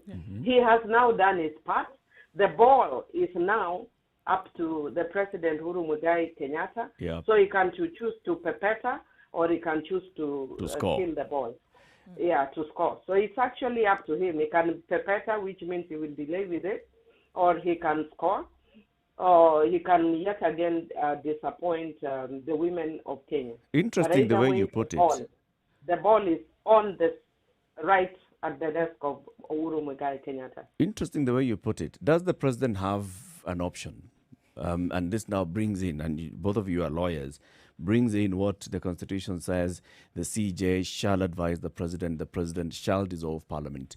Is there an option here for the president? The president has a leeway, but not. Sorry, let me let Priscilla, you can start. Let me just go, because I also want to get off to another meeting. But just see, the president has an option around time. Because there is no timeline in the Constitution. So the president can use some time to give Parliament the last option. But I think the president has no option. If this matter is not resolved, he will have to dissolve Parliament. The only thing he can do is give a last chance between now and when the session ends. We are also aware about the BBI. The president also is a big leader of the BBI. So the president now must lead in terms of the solution to this problem. And if there is no solution in reasonable time, because there is no timeline stipulated, then there is no further debate for him. He will have to dissolve the House as per the Constitution. And you know, that is the constitutional order, because in constitutions you don't pick what to implement and what not to implement, which is what has happened to this matter of the 2/3. The leadership just chose not to implement this matter. Otherwise, it could have been implemented, and it needs to be implemented even now. So play with timeline, but at the end of the day, we are looking at a dissolution of the House. Millie?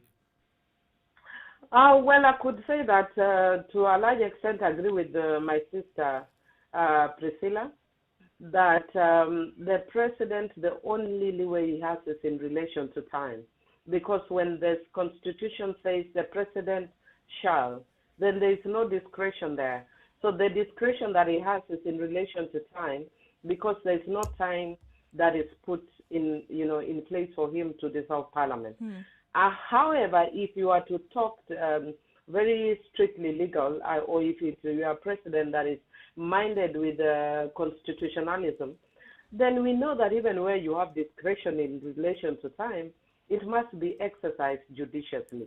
That therefore means that you cannot exercise your discretion in a manner that goes against the spirit of the rule of law, because the president, unfortunately, has increasingly been setting a standard and a legacy of disobedience of court orders and non-adherence to the rule of law. On the other hand, the Chief Justice has done something very interesting, that just before his retirement, he has pulled this major decision. What is his legacy in terms of the rule of law? He's exiting at 100%. People may agree or disagree with him in relation to the decision that the Supreme Court made in the electoral petition court. The electoral petition issue, the presidential one, but it has been lauded all over the world as a brave decision, even though people may disagree with it politically. But it was a brave decision. So that is actually a feather in his cap. And then he has gone yet again and pulled another major feather, which is to very boldly tell Parliament, you can go home. That is also a very brave rule of law decision. What about the president? What is his brave rule of law moment, will he, as he has done again with the cases of the judges, hold back? But then I would want to add on something here, that I think for the president now going forward, it will, I suspect he will use more real politics that as opposed to the law. And what do I mean by that? We have actually given the president leverage or boosted his political leverage without realizing. That's what that means. And now I'm speaking politically, I'm not speaking legally. That the president has this opportunity that he can actually, contrary to what most of us think, the president can decide this is a dysfunctional parliament. We are all over his head with too much noise. Go home so that I can start with a parliament that can, deliver my agenda. Right. And he can do that because we passed the budget. He can move on until the next parliament comes in, or he can decide to use it as a negotiating chip with parliament, or he can use it in whichever way he wants. He chooses politically. Yeah, and that is speaking politically. Looking at gender equality and looking then at the dissolution of parliament, let's take a few steps forward, and then if the imagery would assist and say that parliament is actually dissolved, does this then bear any weight on this fight for gender equality? Would it then see, is one equal to the other? Would you then see steps moving forward in this race towards gender equality in government positions? Would it make that much of a difference? Is Priscilla still there? No, she's not. This is. Okay, then I could respond. I think there would be a forward movement because the constitution is not clear. I mean, it's clear that a new parliament that is elected would be expected to pass the law, and that if it doesn't pass the law, then the whole process begins again. Somebody can go to court and, challenge the same parliament for not taking the action that is needed. But then I think ultimately it's about political goodwill and political legacy. So it would then be important for the president to see what kind of legacy he wants to leave in terms of the rule of law. Is he leaving a very divided, disorganized and unstable parliament, or is he leaving a parliament that is concrete? So it would actually then jolt the political class at the higher level into action, whether it would be through BBI or whether it would be through other ways of constitutional amendment. Finally, Honorable Odhiambo, do you think this is a popular decision with the people of Kenya? What I mean is, if Parliament was to be dissolved today, do you think that women would stand a greater chance of getting elected in a resultant election? Well, I think I see your question as double in this sense. Is the decision to dissolve Parliament popular with the public? Yes.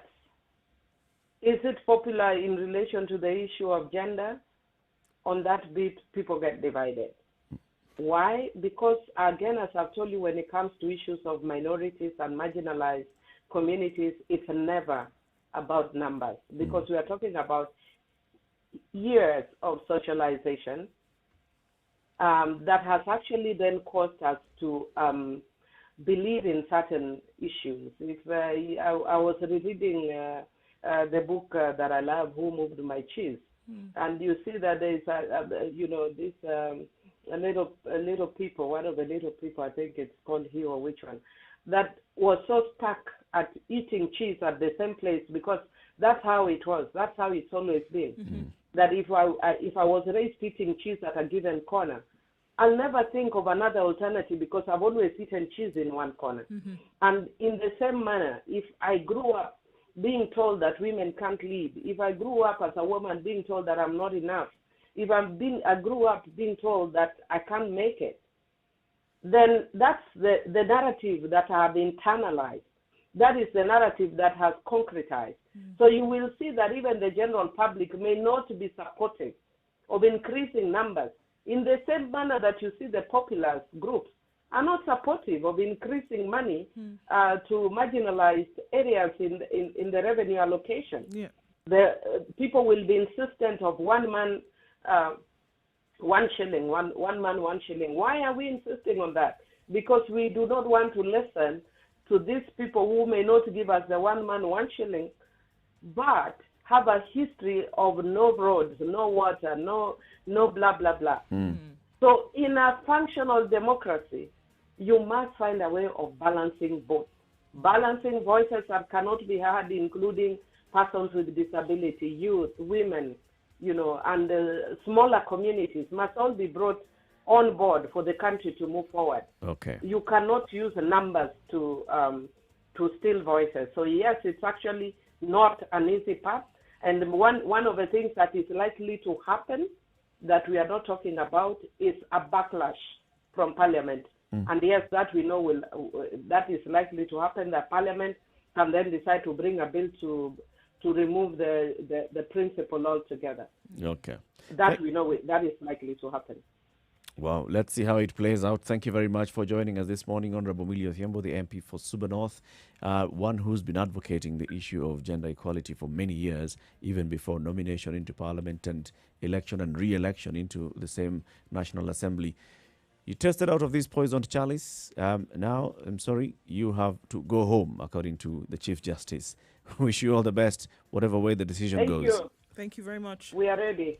Asante sana, and thank you very much for tuning in to the Situation Room this morning on KTN Home, 7 a.m. to 9 a.m. Join us again tomorrow and Thursday and Friday again on KTN Home, 7 a.m. to 10 a.m. This conversation, however, continues on Spice FM.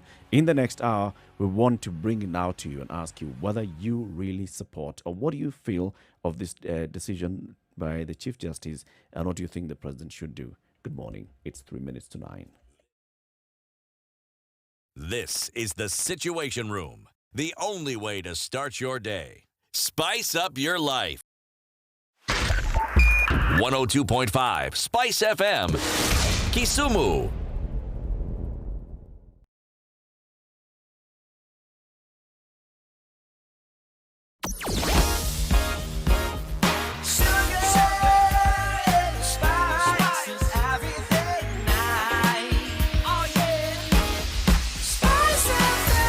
Spice up your life.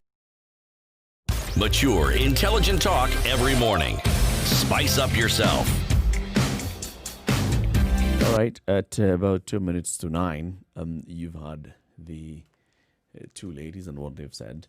I mean, this is an issue that really is bringing some clear divisions, even in interpretation of the law, in interpretation of the meaning, and interpretation of the responsibilities.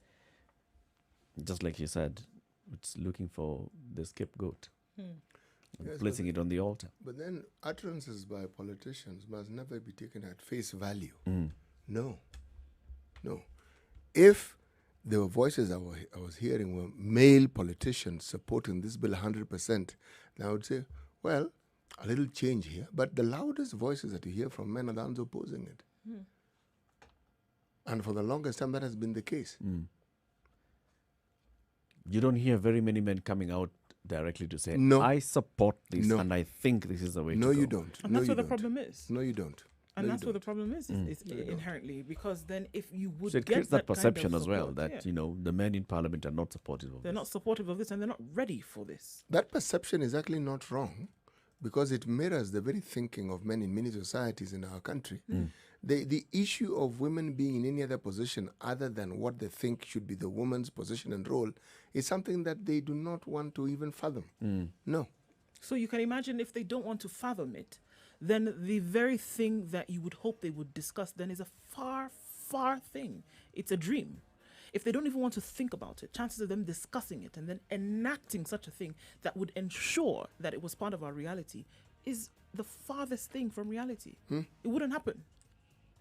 We discuss this issue further in the next hour, 9 o'clock to 10 o'clock, and we'll ask you to call in 0719-012-600. Also, very many comments on our social media platforms, Spice FM KE on YouTube, Facebook, Twitter, and Instagram. We will be sampling some of them as we go on. Good morning. It's 9 o'clock.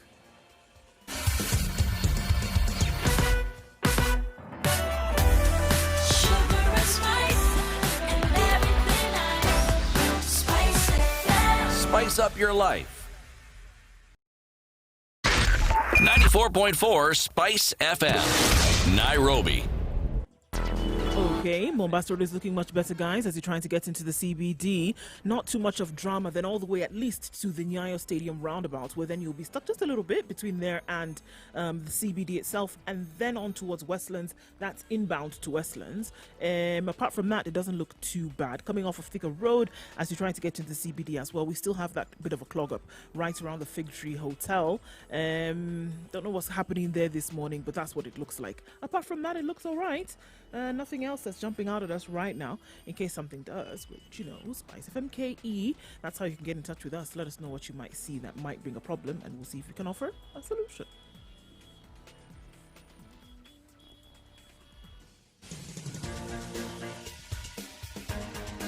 This is The Situation Room, the home of hard-hitting political commentary and penetrating insights about the state of the nation. This is a talk radio experience like no other. The Situation Room, a place for hard truths, debates, and elevated conversations. The Situation Room, witty, political, engaging, deep, controversial. In the room, we have C.T. Muga, researcher, academic, seasoned political observer, a fountain of wisdom in these politically uncertain times. Ndu Oko, Nigerian by birth, Kenyan by choice, communications expert, Pan-Africanist, a truth seeker and believer in people power, and Eric Latif, agent provocateur, the man in the chair, seasoned journalist, news hound, a man who believes in punching up, not down.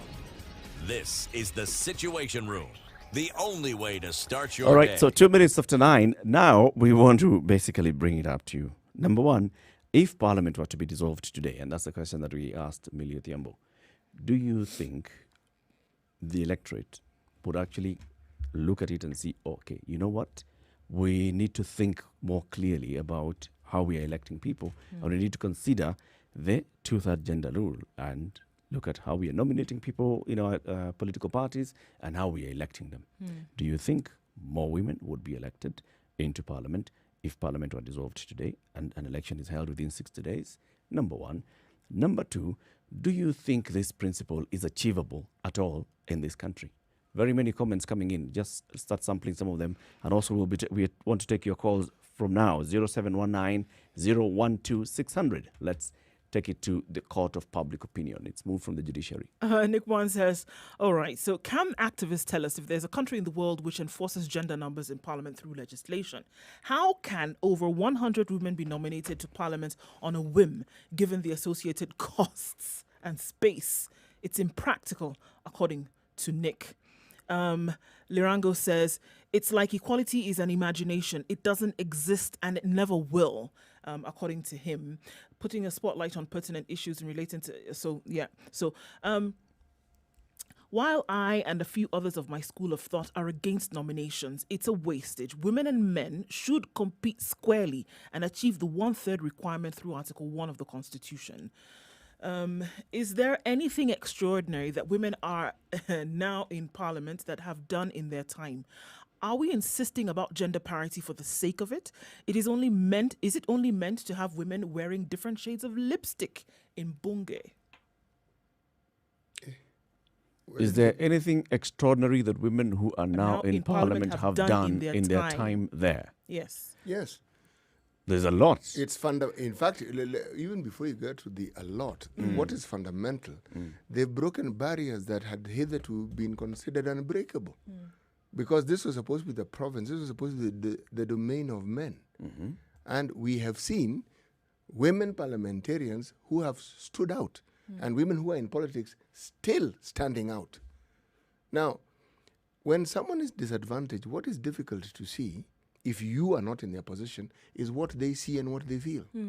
And that's why when you talk about women in this country, you think about minorities, you think about those who have disabilities, because they are all marginalized in one way or the other.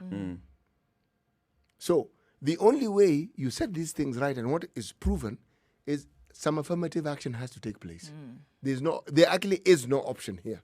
In the absence of that affirmative action, believe me, that equity that we speak of, the opportunities, because we're not talking about giving an individual, it's opportunities being made available. And remember, it's not the 2/3 gender rule. They're not saying women should be 2/3. And even if 2/3 were elected, the same rule would apply for men. But getting that so that you can actually comprehend that women should be in this position. Yes, women, and you're a man. That barrier is the one which is difficult to cross. It's changing that perception as well. And the unfortunate thing that this debate always raises is why women? Why are we looking at women? Why now? I mean, if you consider that we're talking about 50% of Kenya's population that is marginalized, half of the country is in the marginalized group. Then that's the answer. Why? To why Because women. of our cultural issues, because of how, as a society, we have treated. So why is it that women do not go for elective positions? They will come and tell you the kind of uphill task that they face on the campaign trail. Those that have gone through it and emerged will come and give you their own history and say, I had to have a thick skin to just go through it. And it's not everybody who has that kind of thick skin. So we need to have, and that's what you're saying, the affirmative action, to be able to ensure that we open up, level the playing field, so that first of all, during the campaign, just to get that opportunity for campaigning, it's level. You are not looking at a woman and starting to ask her, so who's your husband and all those who's your father, kind of questions, right, who's your father and all, but you're just looking at her, so what do you bring to the table? You know what is of interest? Even when we talk about grants and aid from abroad, what do they think that is? It's affirmative action. Someone figures, let's assist.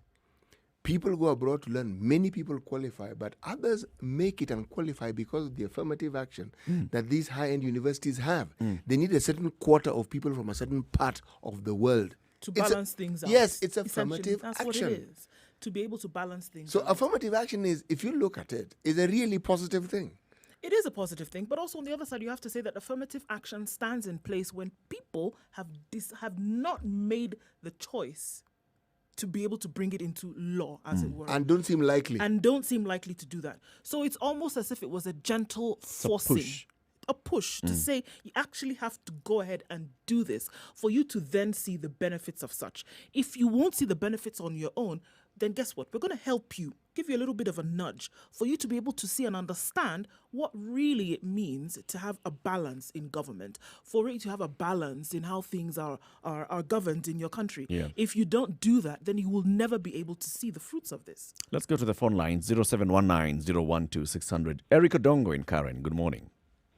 Good morning, Latif and Oduk and Muga. How are you guys? Good morning. We are Good well morning this to you. morning, and how are you? I'm good. I think for me, somebody once told me that whatever the mind can achieve, it can be conceived. A gender rule to me is an idea. Is that not the other way around? Yeah. Whatever the mind can achieve can be conceived, or Whatever you conceive can be achieved. Yeah. Whatever you look at it. Yes. all right, go ahead. But I like your twist on it. It's nice. Yes. So in this case, we must look who to blame. Do we blame the women MP who are there for the past 10 years? They don't do, according to me, they have done nothing to push this gender rule.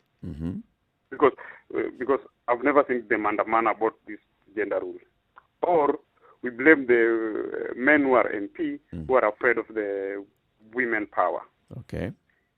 Okay, to me, this issue can only be solved politically, not legally. Maraga might be right, but I don't think we'll solve this thing legally. It must be solved politically. As Milo Diambo put it, the backstop president. To me, it can boost his political ego by dissolving the parliament. But even if we dissolve the parliament, are we able, as electorate, as Eric Odongo, are we going to elect women on the basis that they are women, or we are going to elect women, somebody who are going to help us. What's your feeling on that? What do you About, think the electorate are likely to do? We, electorate. No, you know, in this country, we vote what our political masters are telling us.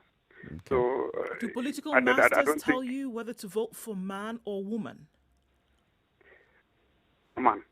The political masters are actually saying now to the electorate that you should vote for a man. They'll present men as candidates. Okay. No, man. So basically, You they've know, told you. we normally, Eric, we normally vote for party. If a party nominates a man, Yep. we'll do it with a man. If a party nominates a woman, we'll vote for a woman. We don't vote for ideas of people. To my concern, Okay. we vote about the party. Like my party is ODM. I'll vote according to the ODM. The candidates that have been brought. Yeah. If your party is Jubilee, you'll vote according to the Jubilee. We don't vote that this is Oduk. He is a woman. He can present us. He can do no. I don't think we normally vote like that. And that is the reality. You can take it to the bank. Thank you very much, Eric Odongo. Have a great day. Thanks so much. Yeah. 0719-012-600. What do you think? Should the president, first of all, heed the advice by the Chief Justice and dissolve Parliament? And were he to dissolve Parliament today, do you think the Kenyan electorate would then elect more women? And what is it that we need to do then to achieve this? Because we passed the Constitution, we the people, and we are talking about inclusive of the 30% or so that's voted no in the referendum. We, the people, give unto ourselves this constitution, which says that this is what we need to do. Mr. Odongo mentioned something which actually is very pertinent. If parties nominated more women, and he is right, we generally tend to vote along party lines. What, of course, is what is our party lines tend to be also tribal lines. There you go. Okay, but if more are nominated, then indeed it follows then that more more would be women elected. would actually, Find their way into positions of leadership. That's Precisely. the thing. Roderick. Yeah. Hi, good morning, guys. Good morning. Roderick. Are you okay? Yeah. Fine. Actually, City has just said what I wanted to say. The thing should be embedded from the political parties itself, because the way the country we vote in the many elections, apart from the last one whereby some few independents made it through, mostly we vote on party lines. Tunapiganga suti. Yep. You don't want to know. You guys go to that paper, unaangalia chungwa, ama unaangalia nyundo, kutoka juu mpaka juu, chini mpaka chini, whatever the direction you want to look at it. So you see? So I think it's supposed to be embedded into the political parties. Roderick, do you think that, I mean, we keep talking about the majority of Kenya's population being young people, and even with, new trends and a new way of thinking, do you think that the Kenyan electorate is against bringing in women into positions of leadership? I don't think so. We have had women winning seats in even the worst places ever in these countries. Okay? Yeah. Worst in what sense, Roderick? Apart from I'm Western, saying according to the Gender and Equality Commission. Yeah, according to the commission, it's the worst is in Western Kenya. I see you, Eric. Eric, I see what you're doing. You need to be whipped, is what she said. I see what, Eric, you're doing, but I'm not going to accept it. But you see, I'm just saying, women have gone through whereby cultural backgrounds that are against women and where FGM is going on, very bad things. Let's say not bad things, but things that are outdated, and the women still have made it. So I think it will be a stepping stone also for the political parties to embed that women, to nominate women more so that they can be voted in. You see? Culture plays a big part. Let's not push that away. Culture plays a big part in everything, our politics and our economics and everything aspect of how you want to look at it. Yeah. Lastly, could be Maraga be having a secret agenda? Like? To do what? He has been fighting the president all along. So now? Now, could he be trying to put a civilian coup, something? Pushing the president to a corner. But has he actually been fighting the president, or has he been fighting? No, he has not been fighting the president. Yes. But he is now fighting the president now. You know, he is also a president. Please remember, he is the president. Yes, he is. That's the title that he has. And what he's been doing is fighting for something which he believes is their due. But now... You know, Roderick, there are those also who would say that Chief Justice Maraga has actually handed the president a very good parting gift. Yes, he has. And just like Millie Odhiambo even said, that the president now has this, he can use this as a bargaining chip with Parliament. He's empowered. Bargaining chip for what? He's completely empowered. He can use this. He can go to Parliament to tell them, you know what, you guys... But right now, the president has not completed his agenda. He's rushing around just doing one his signature. project. If you guys don't follow what I'm telling you, just one signature, you guys are home. But that's how the country is polarized. I don't think it will be a very good idea for the president to to dissolve Parliament because it might open just a Pandora box that he didn't want to open. Whereby, you know, right now, maybe has not finished dealing with the number two. And now, before number two can re-engineer himself back again. Because what I'm thinking, what Uhuru is trying to do is try to retire with number two at all costs. So I think he has not done with his agenda. There's still the BBI. He's rushing to do 1 or 2 or 3 projects here and there. You can see the railway line is being made, and some stadiums being rushed somewhere. He wants to leave a legacy. I don't think he's already done. All right. He has still some agendas, some business to complete. Thank you, Roderick. Have a good day. Good day. Karaoke in Wakulima Market, Nakuru. Good morning. Yes, how are you guys? We are fine, thank you. Salimia Nduoka, maski. Nduoka anasikia ako hapa. Mzuri sana. Okay. Thank you. I want to say something to do with Maraga. Remember when he was elevated to be the Chief Justice.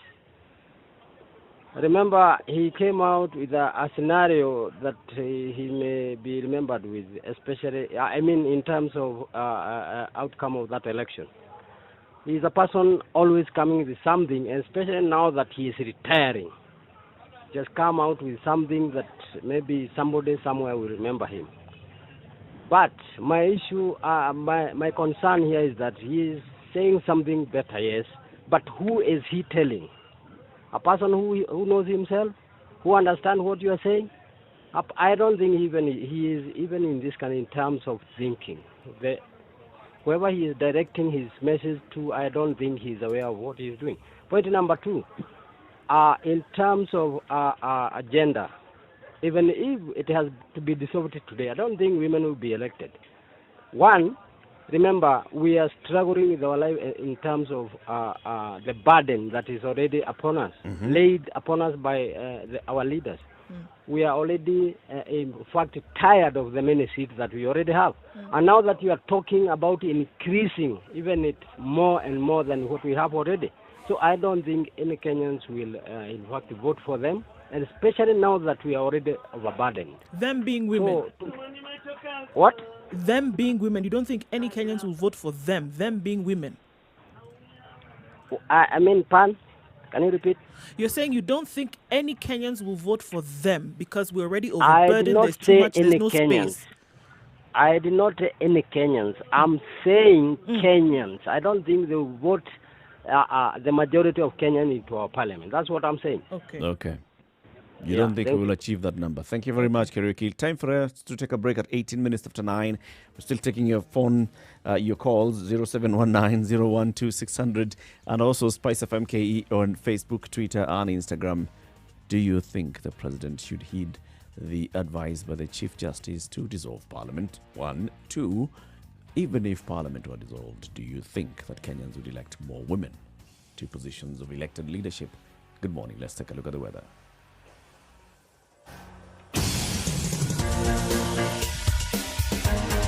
This is the Situation Room, the only way to start your day. Spice up your life. All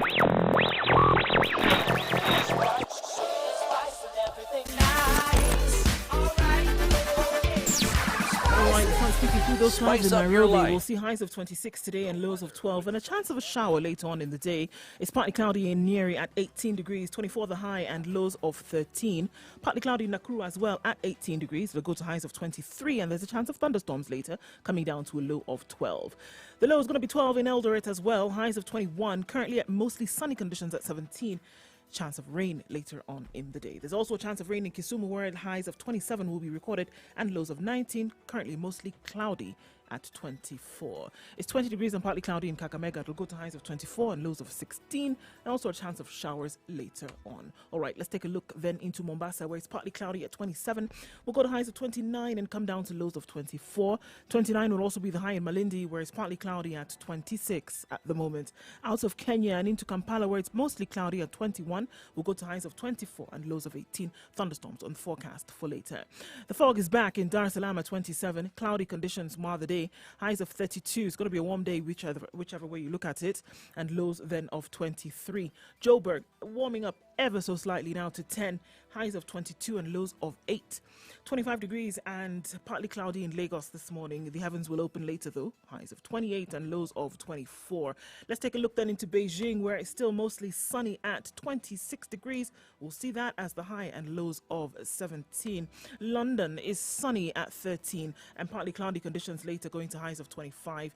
Paris today is also sunny and warm conditions, 12 degrees by those standards, highs of 26 and lows of 11. And finally for now, it's roundabout Tuesday morning in New York at 13 degrees. It'll go to highs of 24 and lows of 13.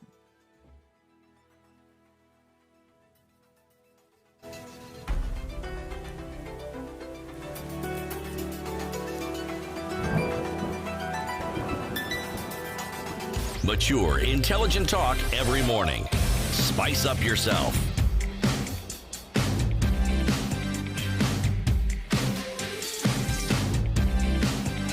Mornings done right.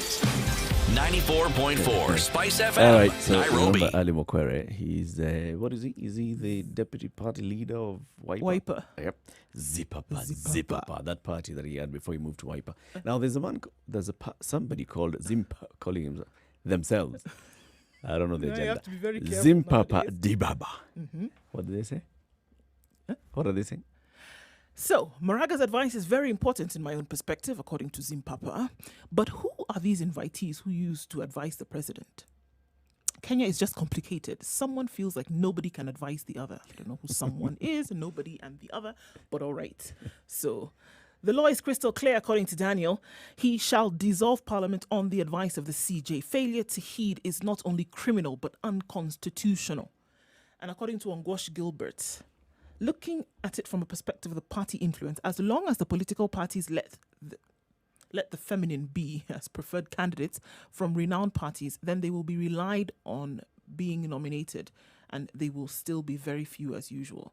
Okay, so I guess what he's saying is that if you go the nomination way, then people are going to rest on their laurels and not have to fight as much to then get into positions of leadership. Then again, we'd be losing, because you want to see people come out for their worth. And I've always been a proponent of that, to say that yes, whereby women do need a leg up because of the historic marginalization, women do need a leg up and a leg in. However, I don't think that you would then just sit back and say, well, by virtue of the fact that I'm a woman, then the gods of merit, somehow the gods of good favor should look down upon me and then, let me in the door.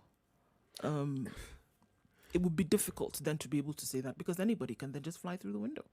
First of all, let's look at the context of where we are. In this current parliament, just like Priscilla Nyokabi told us, if you were to look at the numbers required to just meet the 2/3, we're talking about 20-something, about 22. 22 women who would be nominated. That's because we have elected 47 women in the counties, and we've elected other women as members of parliament, people like Millie Odhiambo, people like the Kandara MP, and others who have been elected in constituencies that have elected a woman to be their MP. So already we have moved. It's not that we are now going to be looking at 295 and then look to fill up that gap. Kenyans are already electing women. So the nomination would be a few. Still, though, there'd be that feeling of does this person hold as much legitimacy as the person who's been elected directly by the people? And that's a question that is that keeps rising up in Parliament, in the Senate.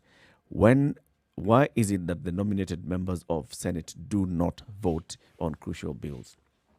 It's because they are considered part of a delegation that is led by the person who was directly elected by the people. So it brings in, and that delegation, is already in the Senate. Is already in the Senate. Raymond in Langata, good morning. Good morning, City, Eric, and Indu. Good morning to you. Personally, I do support dissolution of the Parliament, but not because of the gender agenda. The reason is Parliament has failed its mandate. They have failed to even the basic what they're supposed to do to oversight the government. They have failed to oversight the government. So personally, I support so that you go back to the ballot and we separate those members who are failed to do their work. We send them home, and also those nominated members of Parliament. Actually, I do not see anything they do for Kenyans, because first they vote when it comes to voting matters which are crucial. They do not vote according to their conscience or what they believe in. They vote according to what their party leaders or their parties believe in. So I don't see any importance of these added members of Parliament. They do not add anything to Kenya. So I'm supporting the resolution of the Parliament, not because of the gender agenda, but because Parliament has failed to do its mandate. Okay, so for a different agenda altogether. Yes. Thank you, Raymond. Maulid says Maraga is exiting the ring after unleashing a KO, a sucker punch. He's living on a high. He bows out, leaving Uhuruto with a poisoned chalice. What a timing, exactly 3 months. This man is an ace gambler. The CJ has handed to Uhuru a grenade after removing the pin. Laughing man emoji, laughing head emoji, laughing head emoji. Good job. Do you think it's actually achievable, this gender? Is there any gender formula that would be achievable for the National Assembly? Well, I think that goes beyond the nomination. But one thing that really, over time, this is because of you're dealing with something that is it's not just a political issue. It's not just a legal issue. This is something that, unlike very many other things, is intertwined with cultural and social and historic issues. It's people who have, a certain predetermined state of mind, and that's the way they're going to go with it, whether you like it or not. That's the way they come to the table. They already have, an arsenal of thoughts and imagination, and you're going to be able to do very little to be able to sway them from that position. I imagine dealing with so many people who have come with this like mind, sitting at the same table and asking them to make a decision in favor of something that their entire mindset is against. They represent a wider community as well. This is what I'm saying. They represent a community of people who think the same. Even if we moved it from Parliament, is there any way that this country can If you move this discussion to the ground, you would find that you would probably hear something even more abhorrent than what you're hearing on the floor of Parliament. And even if it's not being said, these are mindsets that are flowing out just by their action, or in some cases inaction. You get to know what people really think and feel. And I think I must say here, it's not just men. It's not just men. There are very many people in this day and age, trending global current women, who feel that women have no business in government positions. Right. Anthony in Kisumu, good morning. Good morning, Eric and Tim. Good morning. There are two things that have always boggled my mind, constitutionalism and the rule of law. I'm not a learned friend per se, but since the promulgation of the new constitution, currently it's not new because we are over 10 years in it, there are two things that we are not just honest with ourselves. And the decision by Maraga to advise the head of state to dissolve parliament is within his purview, Mm-hmm. and absolutely right, I support it. My only worry is we've seen court orders, high court orders being flouted by top government officials. The Article 261, Clause 7 of the Constitution that Maraga advised on does not give specific timelines. I saw the LSK president give it 21 days. I don't know which constitution he has that we don't have. Probably it was amended without our knowledge. Now, when there is no timelines, because what we had timelines on, the two-thirds gender role, the commissions that are supposed to be in place within a specific time of implementing the constitution, have not been followed. How sure are we that advisory, which has no timeline in law, won't be implemented? The second thing that worries me most is, I think, the political scenario and situation we are in currently as a country. A friend of mine said that when we read what the Speaker of the National Assembly made a statement on in regards to that advisory to the president, it just lacked every goodwill, merit, and all that should come from that office. I'm sorry to say that. So once the Speaker of the National Assembly, who is part of the parliament, I guess, is already recoiling to his cocoon and giving, I think it was a 4 or 5 page statement that has no something good for the country at heart or in the word, then I fear probably even the head of state. One, because 261, Clause 7 and 8 does not give timelines upon that advisory when to dissolve parliament. We only have that when parliament is over another 90 days, we're going to have a new election. Our legislators have sold their soul to the highest bidder. And probably the BBI thing will be told to them that if you don't pass this BBI thing, you'll go home.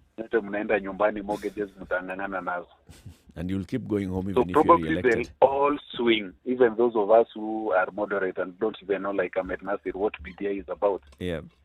Now, to our parliament, they will just now play to the tune. There's this analogy of the cutting the bell or belling the cat. So I think they were waiting. It's one of those now, days. It is. Yes, now I think this advisory by the Chief Justice is a bell. And who is going to put it on the neck of the cat? So 3 things stand out. Our country has not been so good of late in following even court orders by almost everybody. From the second part is there are no timelines in the specific articles of the Constitution that the CJ relied on. And the third thing is the political scenario that we are in. It is a very good thing. I absolutely support it. Maraga has done, I think he's one of the outstanding Chief Justices in Africa or in the world. If there was a higher position than that, probably could have given him. Or probably could he go to be the governor of Nyeri or Kisumu something. All right.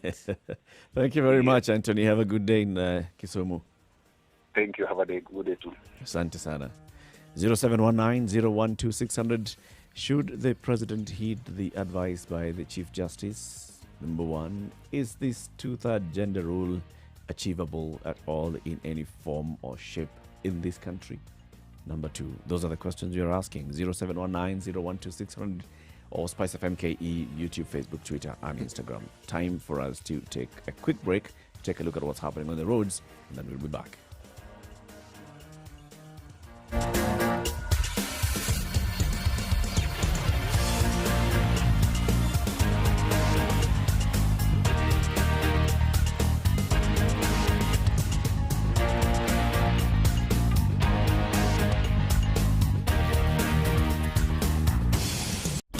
Classic soul, R&B, smooth jazz, neo soul, and nostalgic ballads. Make some noise. Yeah! You're listening to Spice FM.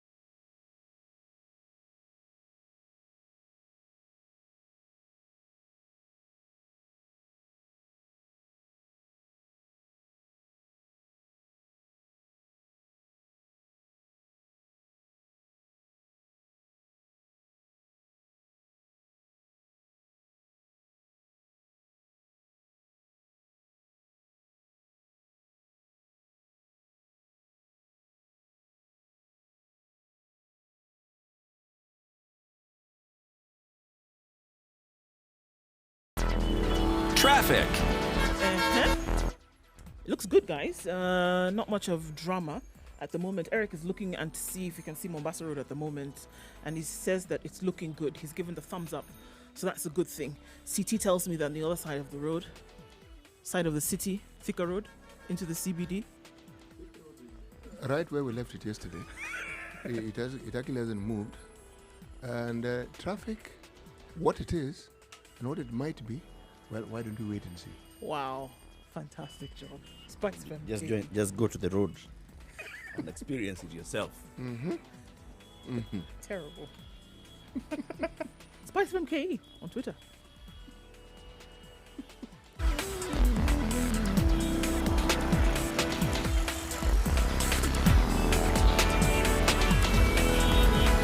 Mature, intelligent talk every morning. Spice up yourself.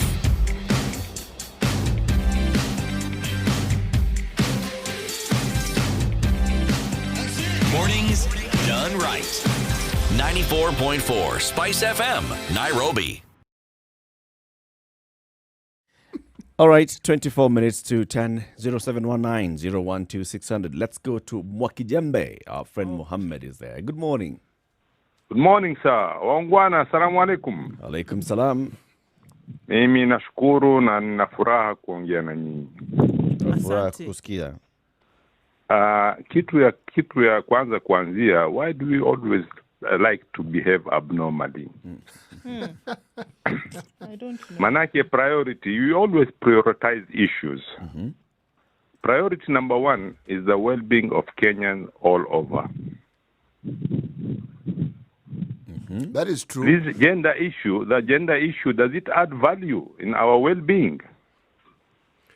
Does it remove value from our well-being? Yeah, because if you keep on adding more nominated MPs, it's another cost to the Kenyans. True. Why must you nominate them? So let it be democracy. Wengi wape. Wache wang'ang'ane. They come in, well and good. They don't, wakae nyumbani, wale watoto. Nobody has stopped them. They can compete. But Mohammed, you've started by asking the question whether having more women adds any value to our well-being. Maybe we should start by defining what our well-being is.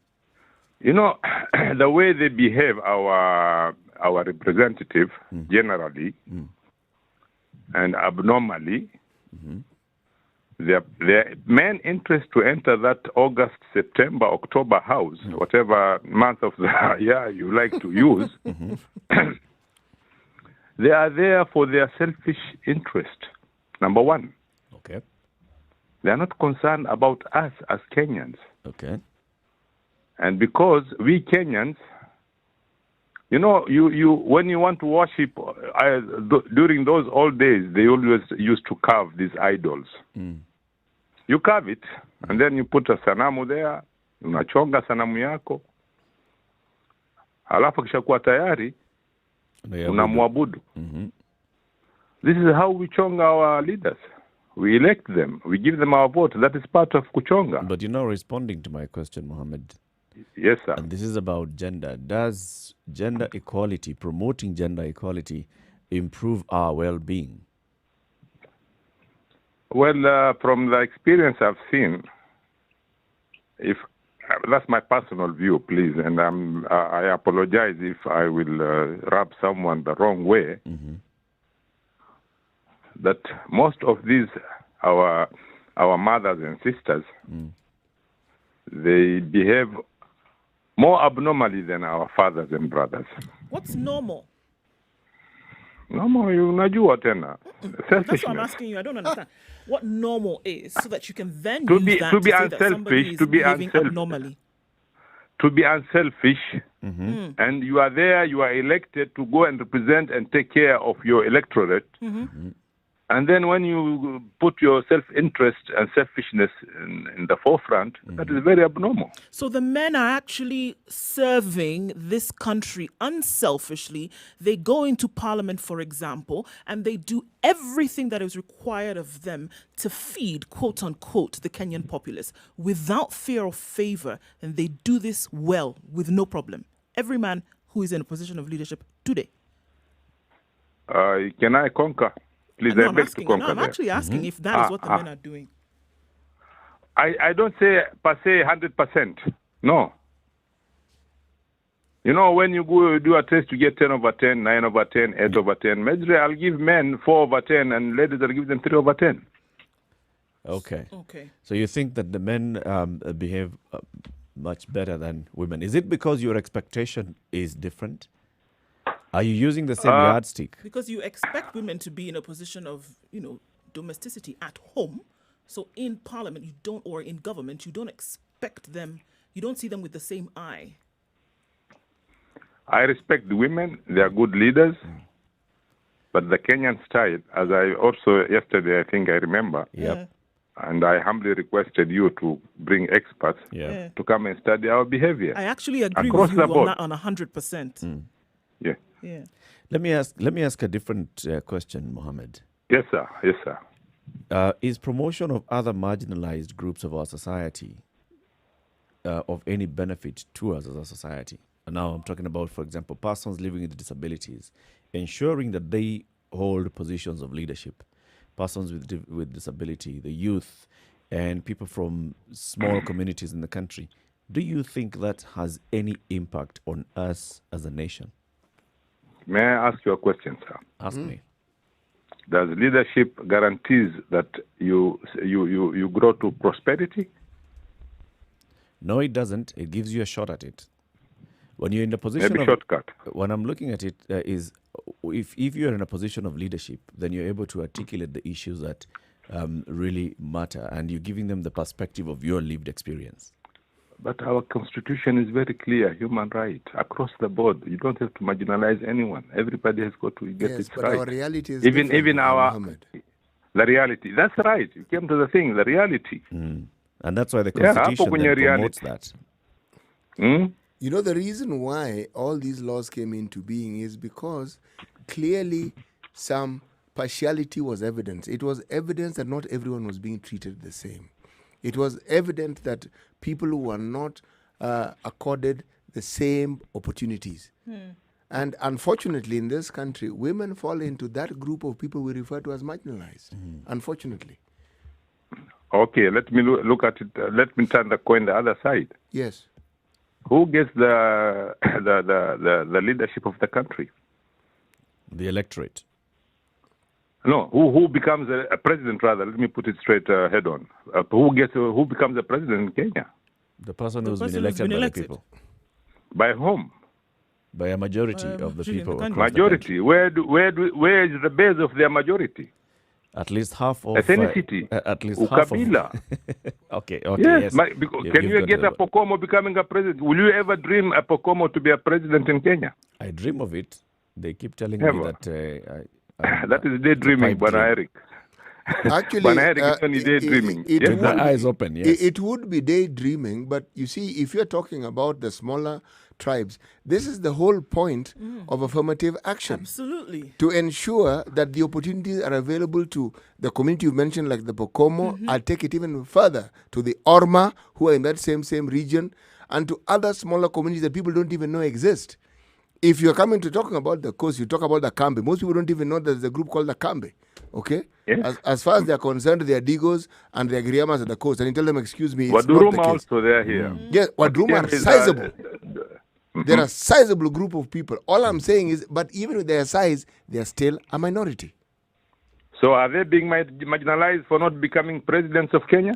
That is the whole point of affirmative action, to ensure that doesn't continue. They stand a chance. They stand a chance. That's what affirmative action does. Let's bring in Simon, who's in Nyeri, as we continue this conversation. Simon, good morning. Sir. Thank you. Asante Mohammed. Good morning, Latif. Morning to you. Eric and City Muga and City wa Mashati huyu. Yes, on the first question, which was the first question? Whether the president should dissolve parliament or not. Yeah. I think CJ Maraga is one of the best proponents of the BBI because he has presented the president with a suicide noose to be to dangle in front of the members of parliament. Because an advisory is not mandatory, and as others have stated, it doesn't have a timeline. And we have this document called the BBI, which you are being threatened on a daily basis that is coming up. It's coming up.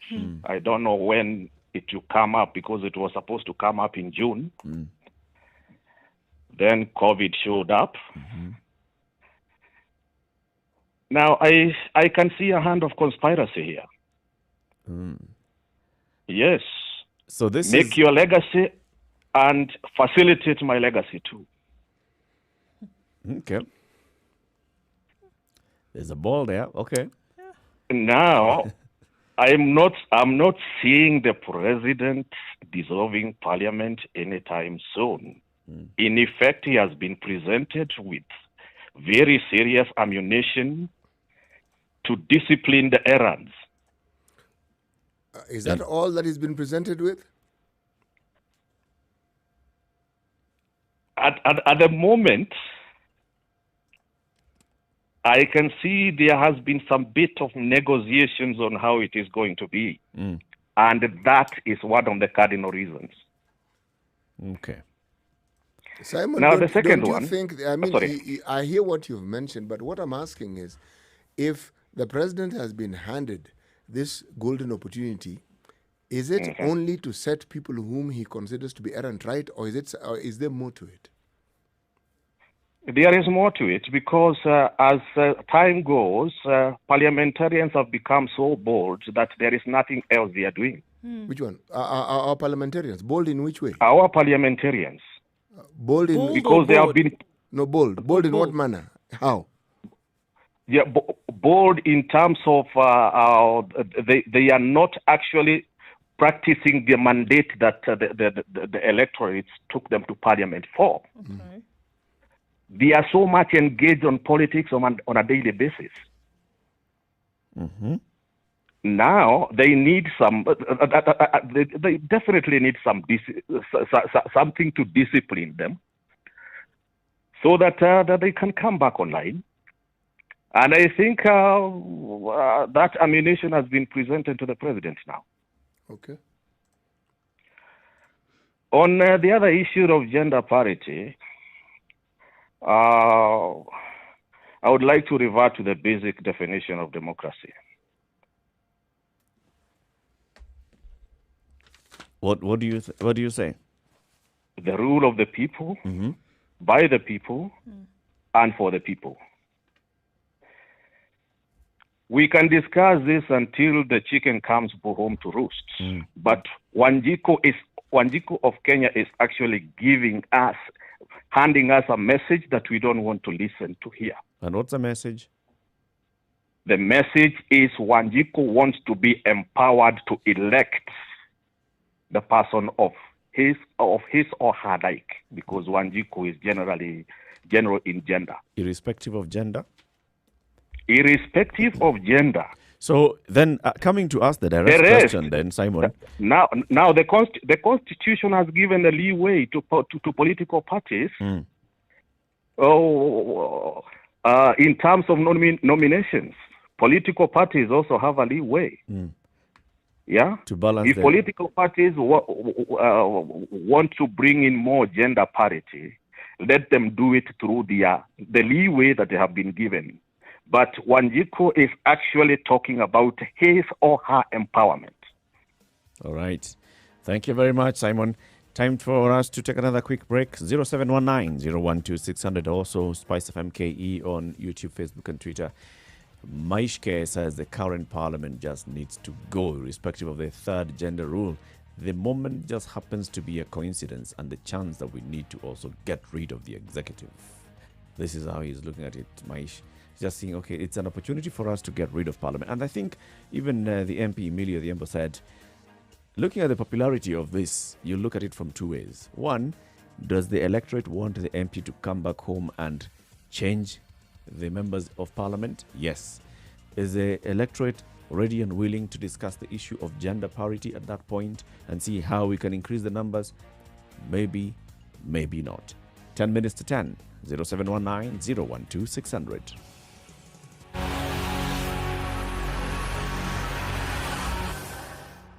This is the Situation Room, the only way to start your day. Spice up your life. Spice FM, Nakuru. Sugar and spice and everything nice, everything nice. Spice FM. Mature, intelligent talk every morning. Spice up yourself.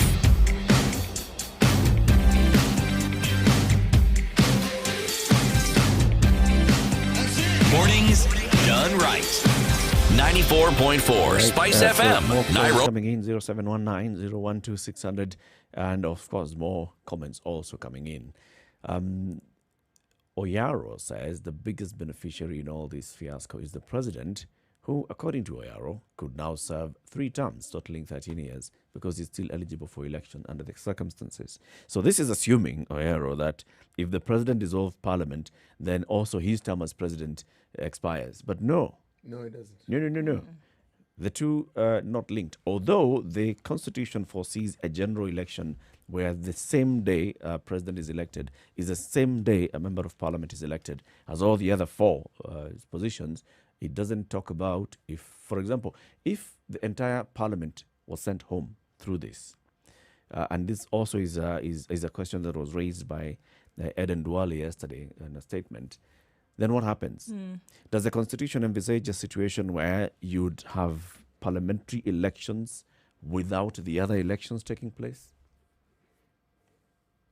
You remember, this question wouldn't arise in the days when our president had to, first of all, become a member of parliament. Because that one now, it'd be like asking the president to sack himself. Yep. This doesn't arise now. It doesn't. But no, here is the argument. The argument is a general election is held on the second day of Tuesday after every 5 years. Yes, it does. Okay? It is. And this general election is for all the 6 seats on the same day at the same time. Now, if you are doing away with an entire seat, and this is not 2, this is MP 3, MP, woman rep, senator, and you have to now go into an election for those 3, is there anything like that provided for in the Constitution? I wouldn't know. This one we have to ask the experts to tell us. But as far as I'm concerned... But you see, there's a by-election. It can be considered a by-election, can't it? It can be considered a by-election. Who says a by-election can only be 1? Can be 290. The one thing that Simon was right about, the one thing, you know, 2 things have emerged here, with Mohammed and then with Simon. You see, with Mohammed has raised issues of disparity and matters that are associated with our socialization and our understanding of gender roles and issues around it. And he has brought it out well. And I think what Mohammed had to say is a reflection of what very, very many men think. Absolutely. And women in terms of roles. But that the presidency has been weaponized is without doubt a reality. With this sort of card, the president can right many wrongs. He can sort out many things that have been in abeyance. In fact, I was thinking as this was going on that, you know, this should have come a little earlier before the Senate determined what the way forward should be. Because this would have been just the sort of tool you need to accelerate matters. Politically, it's very good for the presidency, but, you know, as a system of democracy, then it may not be so good. Actually, it is because basically you're saying that an entire arm of the legislature is being controlled by a president who has the sword over them. Actually, yes, you are. And this is why I'm going back to the argument I always have. Our constitution is being put to the test, and you are beginning to see, the drafters of this constitution should have considered this. And they probably couldn't. But now that this has arisen, things that ordinarily would not have been considered will be considered. So when you think of a referendum, once again, you think maybe this also ought to be included so that when such a thing happens, you ensure certain. anytime an issue of this sort, in my opinion, comes up, it is wonderful for the country. Yes, because I'm getting to learn things I didn't know. I'm beginning to understand things I didn't know, even about the Constitution. And even about leaders that you would have, Yes. things that you would have never heard from particular leaders or people in particular positions had such a statement not been made. It's interesting that those have come out. Muturi's statements yesterday, for example, and other statements that came about. Then you ask yourself, okay, so did we have these individuals who are sitting in these positions and having not done anything? All this? Did they know all along? Did they know about this? Could they have spoken up? So then maybe in making a decision in the future, you want somebody who's going to be vocal about things like this at any turn, or as opposed to sitting and waiting for something to be said and then finally we hear your voice. Indeed. No. From the beginning, by the way, this is something that if this was the position, if this is what Justin Muturi felt, he should have come out from the very onset. Absolutely. All the MPs, I've even seen Moses Kuria is going in and saying, and Moses Kuria has said this before, that he always votes no into these on these matters because he believes that this is unachievable. Now, if we had a coming together of all these voices that come together and say, you know what, guys, we believe that this is unachievable and then this is the way out of it, they'd have taken leadership. What we are seeing now is a demonstration of a failure of leadership, and we've talked about this in the last couple of weeks. Failure of leadership in the Senate, failure of leadership in the National Assembly, failure of leadership in the executive. This is why we are where we are now. If they had taken up their role as leaders, then they'd have seen this is the requirement, this is the expectation, this is the route, it is not achievable, this is the way out, and come to us and tell us this is what we think. We propose. But you have to look at it, and it's not just about the gender debate. Then there's failure that is all round in other sectors of government. It's not just about the gender debate. The gender debate segues now into other areas that should be looked at, that probably should be spoken about, that should be investigated. This just gives you an opportunity to see how deep the failure has actually gone. But what is of interest is the failure that our leaders have had in ensuring that their priorities, the lives of Kenyans, has now caught up with them. Because now they're in a position where they have, as they say, the proverbial axe or sword hanging over their heads. Yes, exactly. Because in the private sector, you don't do your job, you go home. Traitors eventually betray themselves. This is it. Yes. This is one of those instances and opportunities where the traitors have basically betrayed themselves. They have brought this on their head. They've had ample opportunity to have set this thing right more than you can think of. 10 years. Yes. 3 different houses of parliament. And they haven't. They haven't because they didn't think. So they betrayed the citizens who voted them in. And lo and behold, now they have actually betrayed themselves. Today's proverb. This one fits in perfectly. Anger and madness are brothers. Who's angry? Who's mad? We, the Kenyan citizenry, have been angry for the longest time with the decisions that the leaders make. And the only excuse that the leaders can have about the decision they keep making is that they are not in the right frame of mind. Yeah. Yes. So being brothers doesn't mean you have to agree. But who's mad? It just means you're related because our leaders are us. They are from our midst. And if the decision-making process has been as shallow as it is, my friend, we are angry. They have made decisions that any right person in their right mind wouldn't make. How do you make a decision that actually comes to haunt you and rob you of the very thing you fought so hard for? Is that not madness? It is madness. It is madness. Thank you very much for joining us today at the Situation Room. Join us again tomorrow, 6 a.m. to 10 a.m. and we'll be on KTN Home between 7 and 9 a.m. And this conversation continues. Do a call? Yes. What you say? I say we need to keep talking, folks, and we'll do that tomorrow. Have a good day. Monique is back this week, so join her from 3 to 7 on Spice Drive, and then the adults in the room between 7 and 10. Now until 3 o'clock, sugar and spice and everything nice. Good morning. This is the Situation Room, Kenya's biggest conversation. Saying goodbye to you is Eric Latif, Nduoko, and CT Wamashati. Muga. It's 10 o'clock.